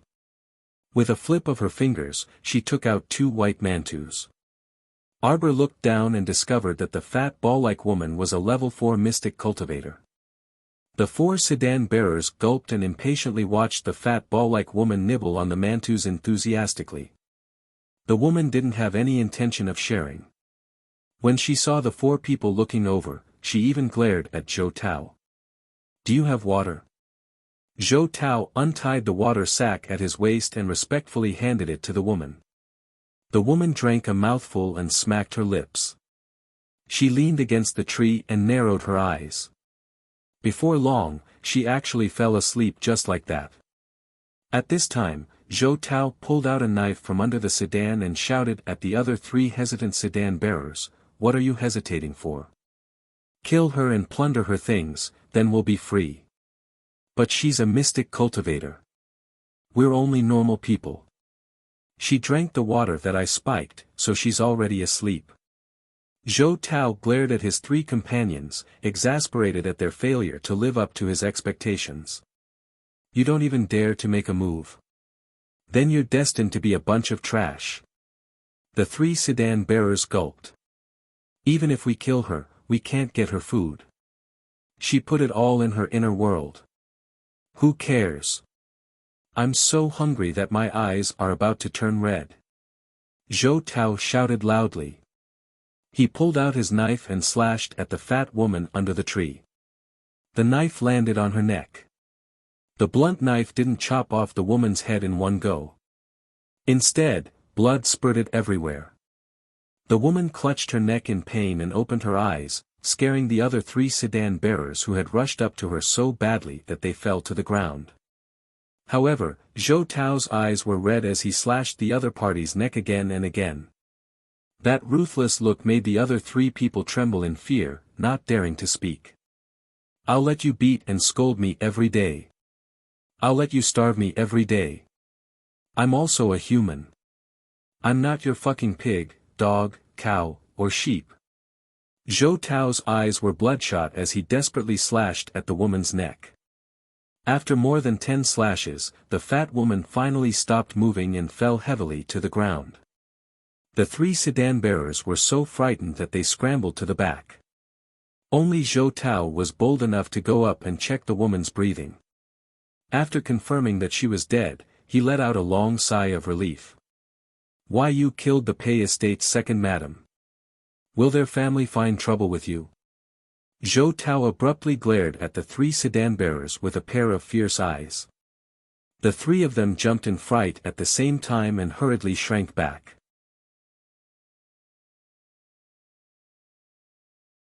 Chapter 499. She's already dead, so what's there to be afraid of? Truly useless. Zhou Tao glared fiercely at them before going forward to rummage through the woman's clothes. The woman was indeed very cautious and didn't have anything in her pockets. He was so angry that he ruthlessly kicked the corpse.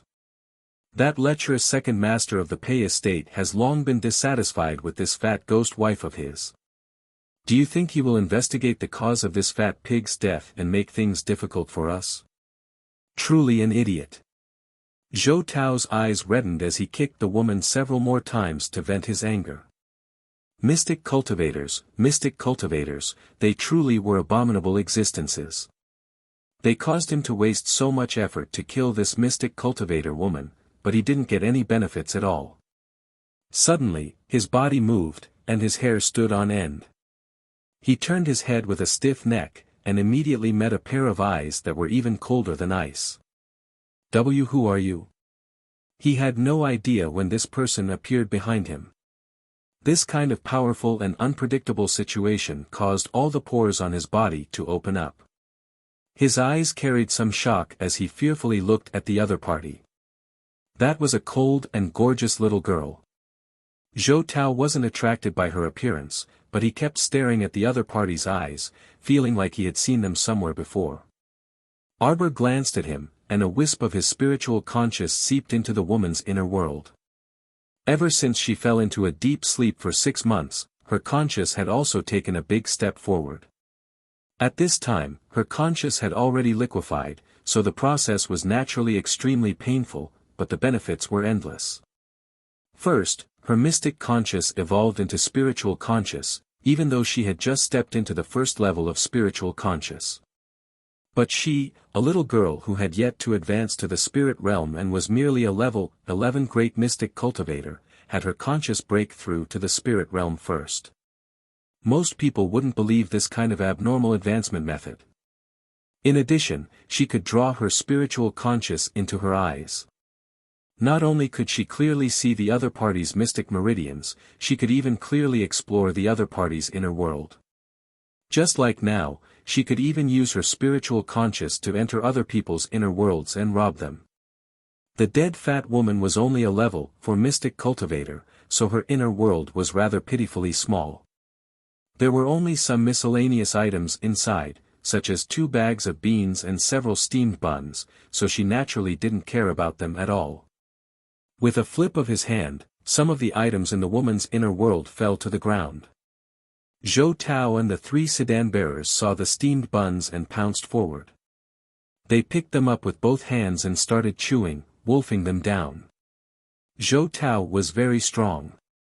With a few punches, he snatched away the 2 bags of beans. Xiao Mu glanced at them before turning to leave, not leaving behind a single word. In such a world, people might not necessarily live like pigs, cows, and sheep. She had no interest in finding trouble with Zhou Tao. Zhou Tao called out to her from behind a few times. Seeing that she didn't even look back, he couldn't help but suck on a steamed bun and say to himself, "I've seen this girl before." The 3 sedan bearers sneered, as if they didn't believe him at all. The 4 of them stopped talking. Several days later, Arbor returned to Shijiu City. However, when she arrived at Pear Blossom Alley, she discovered that the Qiao residence was already empty. There was a box on the table covered with a layer of dust. Arbor's heart skipped a beat. He opened the box and saw a thick stack of letters inside. Arbor opened the letters one by one and read them. Her entire family had written her a letter once every 3 months, filled with their longing for her. Xiao Zhongbang's most recent letter was from 2 years ago. He left a message saying that the entire family had moved to Guanlan City.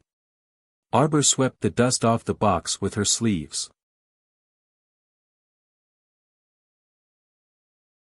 Chapter 500.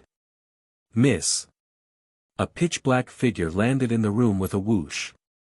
2 slender figures followed behind him, and both of them looked at each other with a dumbfounded expression. The captain was here again. Every 2 or 3 days, he felt that Miss had returned home, but he always came up empty. He had been disappointed countless times. The room was completely empty. Yi stood in a daze for a long time until one of his subordinates poked him. "Captain, are you seeing things again?" "Impossible." Yi shook his head in confusion. "I clearly sensed Mrs. Aura. His Highness had sent them to guard Shijiu City's Pear Blossom Alley in case Miss returned one day and came up empty. Could it be that it was as they said, that he had sensed wrong again?" Yi walked away dejectedly. Just as he was about to leave the room, he caught sight of something out of the corner of his eye. He abruptly turned around, his expression changing drastically. "Where's the box of letters on the table?" Since her parents and family had moved to Guanlan City, Arbor didn't linger in Pear Blossom Alley and left the city. Along the way, Arbor flipped through the letters when she was free. One letter after another contained her parents' and second uncle's thoughts about her. There was Brother Qiao whose eloquent work report, and the little foodie's cute and incessant questions, "When will big sister come back?" The most interesting one was her younger brother Qiao Senator. His dog-like handwriting was truly intoxicating. Arbor put away the letters and hugged the box to her chest. She raised her hand to look at the iron tablet engraved with the words, "Qin Estate." In the end, she decided to go to the Qin Estate to gather information when she arrived at Guanlan City. Arbor wasn't in a hurry. She was hoping to encounter a few corpse puppets to practice her skills. She hadn't seen any corpse puppets in 2 years, so she didn't know how much they had grown. But the strange thing was, the more she looked forward to it, the more she didn't see any. She didn't know if it was because Northern Mo's governance was excellent. Helpless, Arbor could only speed up her journey. Several days later, she arrived at Guanlan City without incident. She wanted to find someone to ask for directions to the Qin Estate, but she didn't expect to see a large signboard at the entrance, attracting her attention. The Qin Estate recruited 5 manservants who were proficient in pharmacology, as well as 10 maidservants who knew a bit of martial arts. A bunch of onlookers gathered there to watch, and many of them were eager to give it a try. Arbor didn't say anything and just stood in front of the notice board. Naturally, there were people talking at once about the Qin Estate situation. As it turned out, the Qin Estate was a well-known alchemy aristocratic family. Its scale naturally couldn't be underestimated. No wonder the entire Guanlan City was in an uproar over the recruitment of a few servants and maids. It was better to come at the right time than to come early. Since the Qin Estate was recruiting, then a moment later, a young girl with an ordinary appearance and a short cyan jacket drilled out of the small alley. She looked back and forth, and after identifying the direction, she ran in the direction of the Qin Estate's main street. "Stop the carriage." An inconspicuous carriage with a black canopy suddenly stopped. His slender fingers lifted a corner of the curtain and swept his gaze across the unfamiliar faces on the street. A trace of doubt flashed through his slightly raised phoenix eyes. "Am I indulging in wild fantasies again?" he muttered to himself. Just now, he had clearly sensed a trace of his JoJo's aura. It was his wild fantasies again. "Your Highness. Let's go."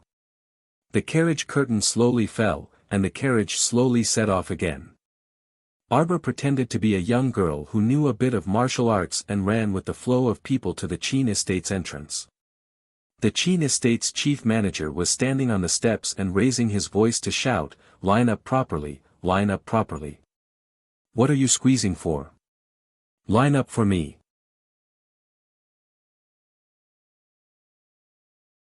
Chapter 501. When Arbor saw that there were already 300 to 400 people in front of her, she was completely speechless. Wasn't it just recruiting a few servant girls? It was actually on such a large scale. Line up. Do you freaking know how to line up? Are you a girl? Line up over there. Guys line up in one line, girls line up in another, don't mess around. Several servant girls came out of the Qin Estate and lined up in 2 lines with wooden sticks. "Damn! Why are you stepping on me? Don't push, I'm telling you, you're mine. If you push again, I'll slap you." The head manager snorted angrily, "Those who are taking the servant test, left. Those who are taking the servant test, right. All of you line up properly, you don't even know how to line up, scram." After a moment of chaos, everyone finally lined up in an orderly manner. The girls and boys lined up in 2 lines and took the test individually. Behind Arbor stood 2 gorgeously dressed girls with makeup. They both looked to be 17 or 18 years old. One of them pinched her orchid fingers and said, "Aya, what do you think of my makeup? Will I catch the eye of the Qin Estate's head manager?" The other one flattered, "You're beautiful enough, beautiful enough. Little sister, you're a natural beauty." Arbor silently turned her face away and suppressed the urge to vomit. Didn't this Qin Estate only recruit girls who knew martial arts? Why was there a large group of orioles and swallows here, as if they were opening a brothel? "Aya, I forgot to paint my nails. Do you think the Qin Estate will accept me? I really want to enter the Qin Estate. I heard that the Qin Estate's treatment is very good. The two young masters in the estate are famous for their good looks in the capital." That's right, I heard that too. I heard that young Master Omega Kotoku once went out in a carriage and invited his friends to Thousand Sunset Dock for a drink. In the end, he was chased by dozens of girls, causing him to run back to the estate before he could drink. Kakik. She had come to participate in the servant recruitment test, but the girls' conversation suddenly changed to talking about the two young masters. Arbor turned his head speechlessly and looked at the girl who was chatting enthusiastically. "Why did you chase after him?" The two young ladies were dumbfounded. They looked at this average-looking young lady with eyes as if they were looking at a guest from another realm. "What do you mean by why?" Of course, it was because the Omega Kotoku was a feast for the eyes, causing all the girls to be unrestrained. "Can you give me food if I catch them?" Everyone was speechless. What should I do if I suddenly feel like there's nothing to talk about? A few girls who were chatting enthusiastically looked at the little girl's cold eyes and suddenly felt as if a basin of cold water had been poured over their heads. Immediately, they lost their interest in chatting. Seeing that the girls in front and behind her had all turned their backs and were ignoring her, Xiao Mu snorted softly. "2 by 2, start the competition. Let's have a duel. If you're not doing embroidery, why are you bending your fingers like orchids?" The chief steward roared. The two girls who were in the middle of testing their fists and legs suddenly let go of their reservations and pounced on each other. They pounced, clawed, and bit at each other. The steward was dumbfounded. Arbor looked at the two girls speechlessly. They clawed at each other until their faces were full of red marks. They even pointed at each other and cursed. In the end, the steward flew into a rage. He pointed at the two girls who were fighting and waved his hand. Scram! Not long after, a servant carried a huge rock from the courtyard. The steward said with a dark expression, "There's no need to fight. It was an eyesore. Girls, come forward. Only those who can lift the huge rock in one go will be hired." "Ah, how can it be so heavy?" The orioles and swallows cried out. "Today is the 6th watch, see you tomorrow."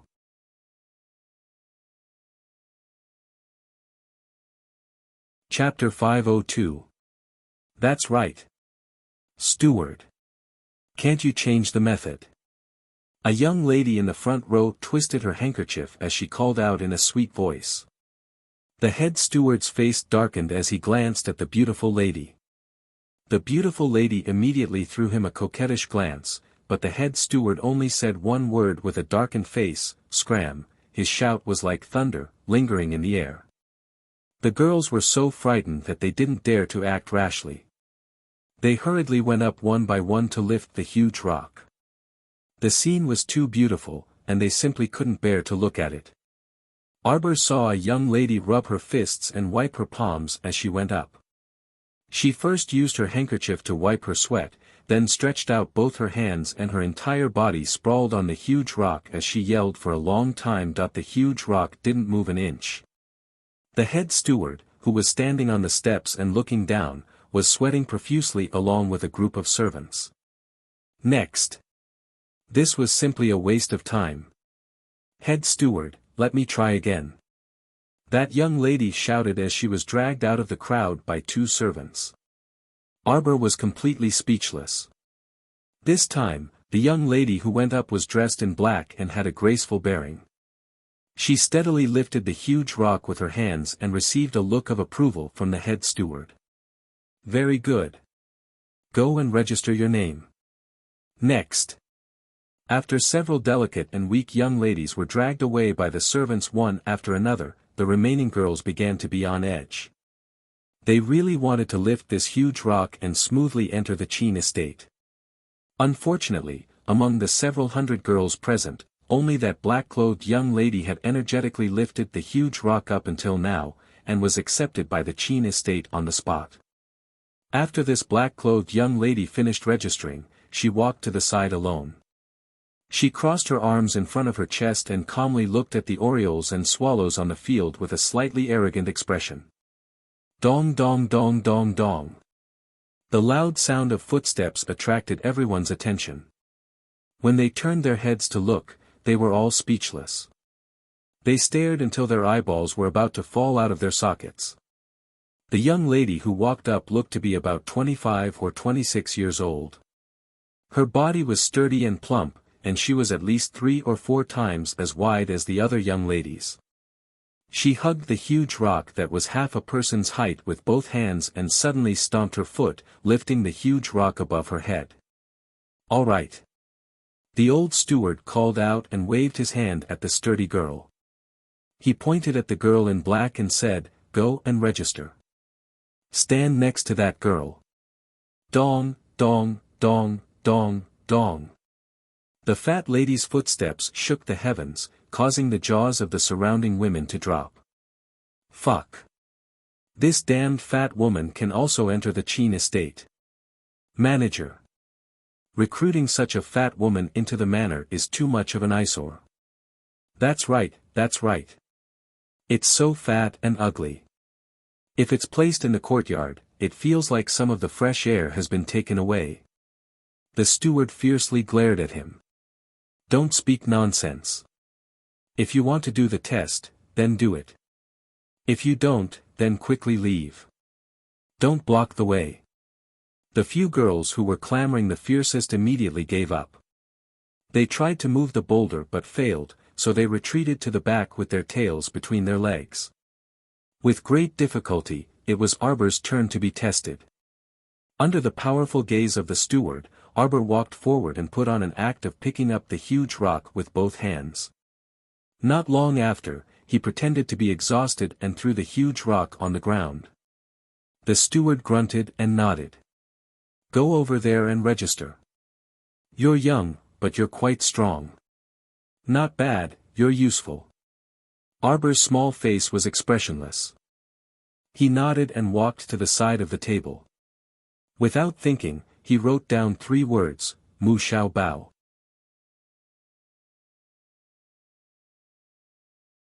Chapter 503. Just as she put down her brush and straightened her back, she heard a pleasantly surprised cry from behind the crowd. Aya, second young master is back. Thus, all of a sudden, those women seemed to have been injected with chicken blood as they surrounded the carriage. The servants hurriedly ran over to disperse the crowd and rudely pushed those girls to the sides of the road, making a narrow path. The head steward quickly stepped forward and bowed, personally lifting the curtain for the second young master. The Qin estate's second duke, Ziqin Xian, slowly stepped out of the carriage, and the surrounding air instantly became still. The crowd of love-struck fools looked at the Omega Kotoku young master, almost drooling. They saw the second young master wearing a plain silk gown, a dark green jade belt with a bamboo pattern on his waist, and an ink-colored wide-sleeved robe on the outside. His long hair, like flowing clouds, was slightly messy from the cold wind, but it didn't cover up his flawless jade-like beauty in the slightest. He was truly handsome and elegant, with an outstanding temperament. As he looked around, a dark green fluorescent light faintly floated in the depths of his eyes. Xiao Mu cast a glance in that direction and was immediately taken aback. His entire person seemed to have been possessed, his eyes slightly widened, and he unconsciously clenched his fists, his entire body inexplicably faintly trembling. Him, it's him. How could it be him? Arbor fiercely suppressed his impulse to immediately turn around and run away. His entire body stiffened, and his small face was paralyzed as he stood beside the black-clothed girl, staring blankly at the Omega Kotoku young master who was walking closer and closer to him. He walked over, and as usual, his jade eyes contained a faint gentle smile. His pair of deep eyes seemed to be able to suck one's soul bit by bit into the abyss, filled with a strange magic.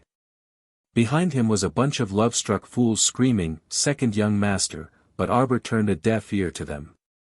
He looked at that slender jade-like figure walking closer and closer, his mind buzzing. He suddenly stopped in front of her.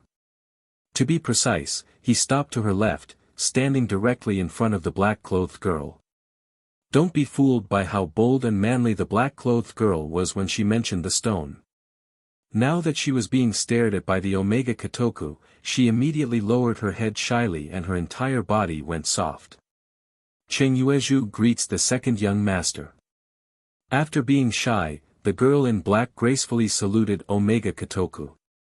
Omega Kotoku's gaze fell on her face for a moment, then turned to look at Arbor carefully.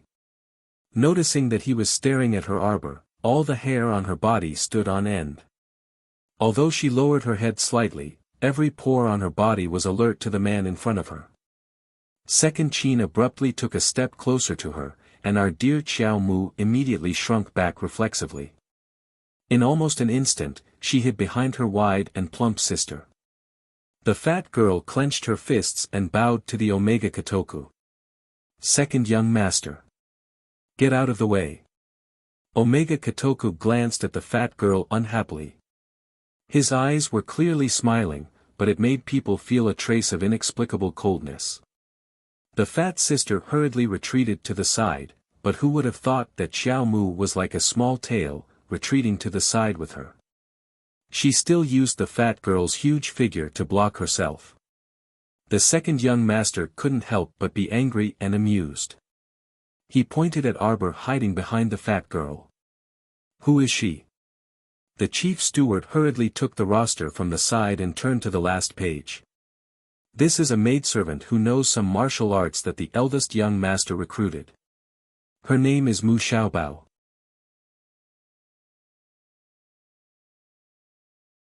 Chapter 504. She'll be the one.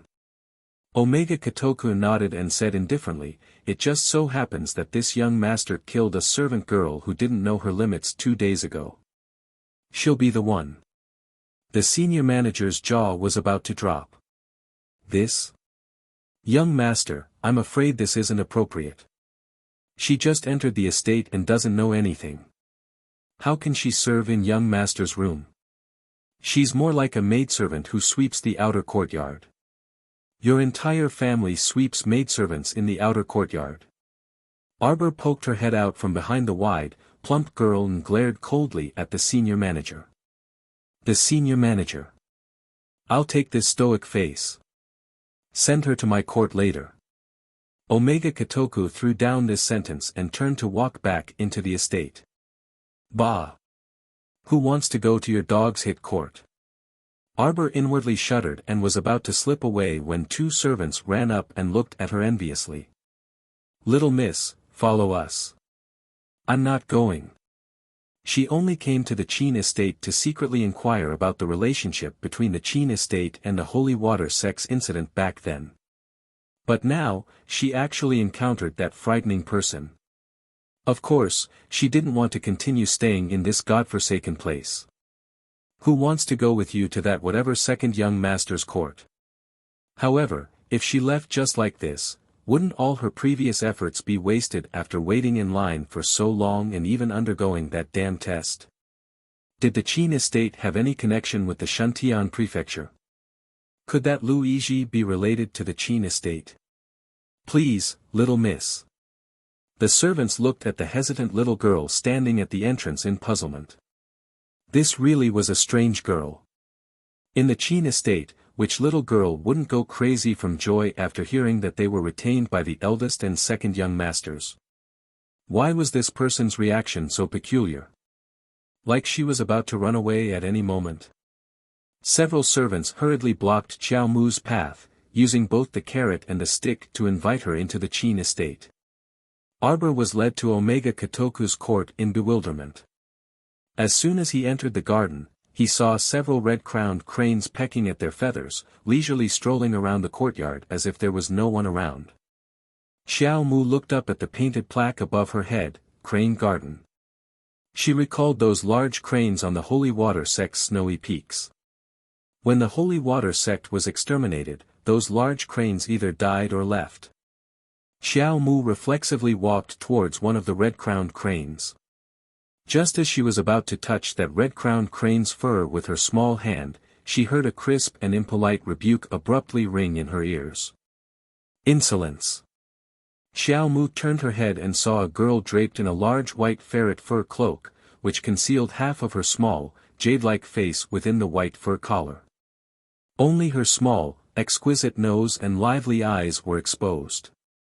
"Greetings, Miss Song." The two servants hurriedly bowed to the young lady, not daring to act rashly. Arbor's hand paused, and then he stroked the red-crowned crane's feathers again. His face was expressionless, and he didn't pay any attention to the angry Miss Song beside him. "Who allowed you to touch it? Come, chop off her hands." Miss Song's dark face exuded a dense aura of danger. As soon as she finished speaking, two body cultivators immediately walked out from behind her and directly grabbed Arbor's shoulders. "Song Yingxiu, you think too highly of yourself. Who gave you the guts to be so impudent in my garden?" Omega Kotoku's cold voice came from inside the room, and a gust of cold wind blew at the two body cultivators, causing them to fall to the ground.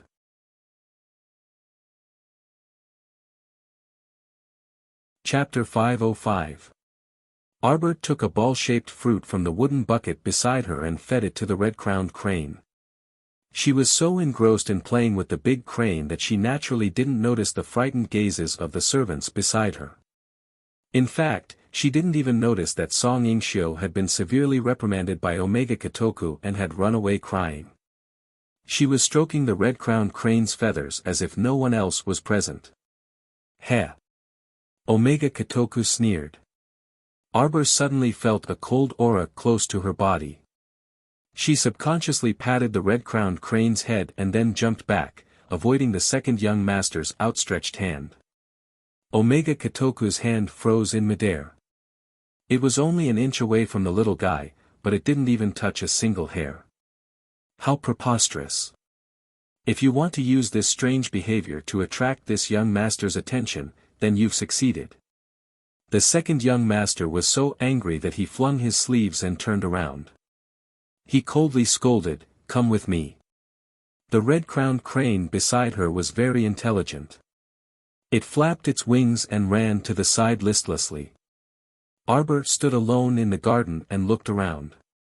She saw that the servants in the residence were all staring at her. After a while, Arbor didn't move. One of the servants couldn't hold it in anymore and shouted at Xiao Mu, "Go." Oh, so Omega Kotoku was yelling at her just now. Inexplicably, it was no different from her previous life. He was just as temperamental and angry as always. If it weren't for the fact that she was unwilling to give up and wanted to sneak in and search his study, she wouldn't have bothered to stay here and be bullied. Arbor expressionlessly walked to the door of Omega Kotoku's room and suddenly raised her leg to kick it. The group of servants stood far away and their eyelids suddenly twitched. Bang! A certain person was like a powerful Vajra girl, kicking down the second young master's door with one kick. Everyone was speechless. In the reception hall of the Drizzle Court, a group of singers were singing, dancing, playing, and singing. Melodious music drifted in the air. A dark purple slender figure was half sitting on the head of the table. His long hair was not tied up, and it hung down to his waist like a splash of ink, like a natural waterfall. With one hand holding the cup and the other supporting his chin, he pursed his lips with a faint smile. Between her eyebrows was a natural cinnabar dot, and a pair of enchanting eyes that were filled with temptation exuded all kinds of flirtatious charm. Eldest young master, is Miss Ran of the Jade Hue House really that good at dancing? Look at you, you're not even blinking. A woman with a red shawl draped over her shoulders and half-exposed breasts snuggled up to Qin Yi and rested her head on his arm. She called out in a coquettish voice, her eyes filled with jealousy. First Qin's gaze followed the rapidly spinning woman in her gorgeous pleated skirt, his eyes emitting a faint luster. Not bad indeed. A low voice slowly sounded. Young master, the second steward is here. First Qin beckoned to the person standing outside the door, and the second steward hastily trotted in with his head lowered and waist bent. He respectfully curtsied to eldest young master. This lowly one, Cui Deji, greets eldest young master.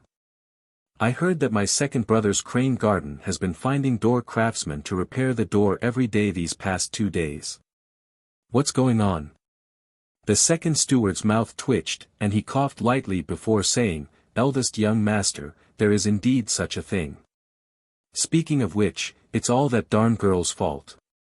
She's only been in the estate for 2 days, but she's already causing a ruckus in Crane Garden. She's greatly angered second young master. Oh. First Qin narrowed his eyes slightly. What little girl?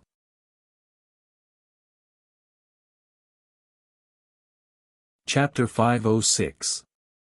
When the second steward recounted the events of the past 2 days in Crane Garden, First Qin laughed heartily. What an interesting little girl. This young master would like to summon her to meet me. The pink-lipped girl leaning against eldest young Sir Qin bit her lower lip and suppressed the jealousy in her eyes. She said softly, Eldest young sir, what's there to meet with a darn girl? At this time, the singing and dancing in the courtyard had stopped. Dressed in a red dress, Miss Ran leisurely walked forward and curtsied to eldest young Sir Qin. First Qin smiled. I originally thought that second brother would definitely honor Miss Ran's arrival with a visit, but I didn't expect that he would be entangled with some mundane affairs. Zhao Qiran curtsied to eldest young sir again and said aloofly, Qiran is just a prostitute and doesn't deserve second young sir's deep affection. Miss Ran is truly too modest. Who doesn't know how many marquises were stunned by Mrs. Moon dance? Eldest young sir said with a smile. Zhao Qiran had a faint smile on her lips, but there was a faint disappointment in the depths of her eyes. Seeing this, First Qin's lips curled into a meaningful smile. TSK, this Miss Ran of the Jade Clate Pavilion, who possessed a graceful and lofty bearing and was unobtainable by any aristocrat, has actually given her heart to my second brother just because of a chance encounter. It's truly very interesting. The recent days had been so boring, so he had to find something for his second brother to do. Inside the study in Crane Garden. Eldest young sir thought that his second brother had nothing to do, but who would have expected that handsome and elegant Omega Kotoku young sir was currently glaring angrily at a certain person standing in front of the study table with a dark expression. He reprimanded, you can cause such a commotion in the study just by grinding ink. The entire room is filled with the ink you spilled. Am I someone who does this kind of rough work? What a joke. The senior steward said that I'm suitable for sweeping the outer courtyard. Young sir, please transfer me out, the little girl said expressionlessly. The senior steward, who had just entered, nearly knocked his head against the door frame. His mouth twitched, and he coughed lightly. Young sir, this old servant has brought Miss Kai Wei here. Just in time. Omega Kotoku reached out and pressed his throbbing head. Kai Wei, bring her back to your place and teach her well. Teach her for 2 days and then send her back to me. Don't do all these weird things all day long. This was how it should be. This girl had just entered the residence, so what could she possibly know? The head steward smiled so widely that his eyes could not be seen.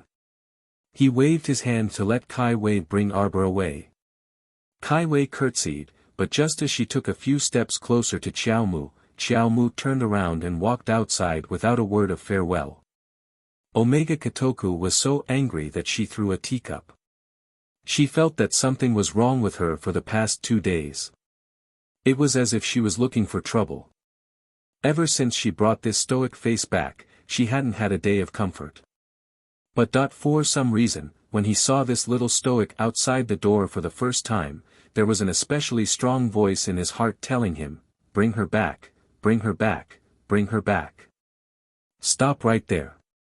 Kai Wei shouted angrily after exiting the young sir's study. Arbor rubbed her arms. She only felt some warmth after coming out of that person's study and being bathed in the warm sunlight. That person was actually the Qin estate's second young sir. The shadow of her past life was still vivid in her mind. She didn't expect that they would cross paths so quickly in this life. She had never come to Guanlan City in her past life.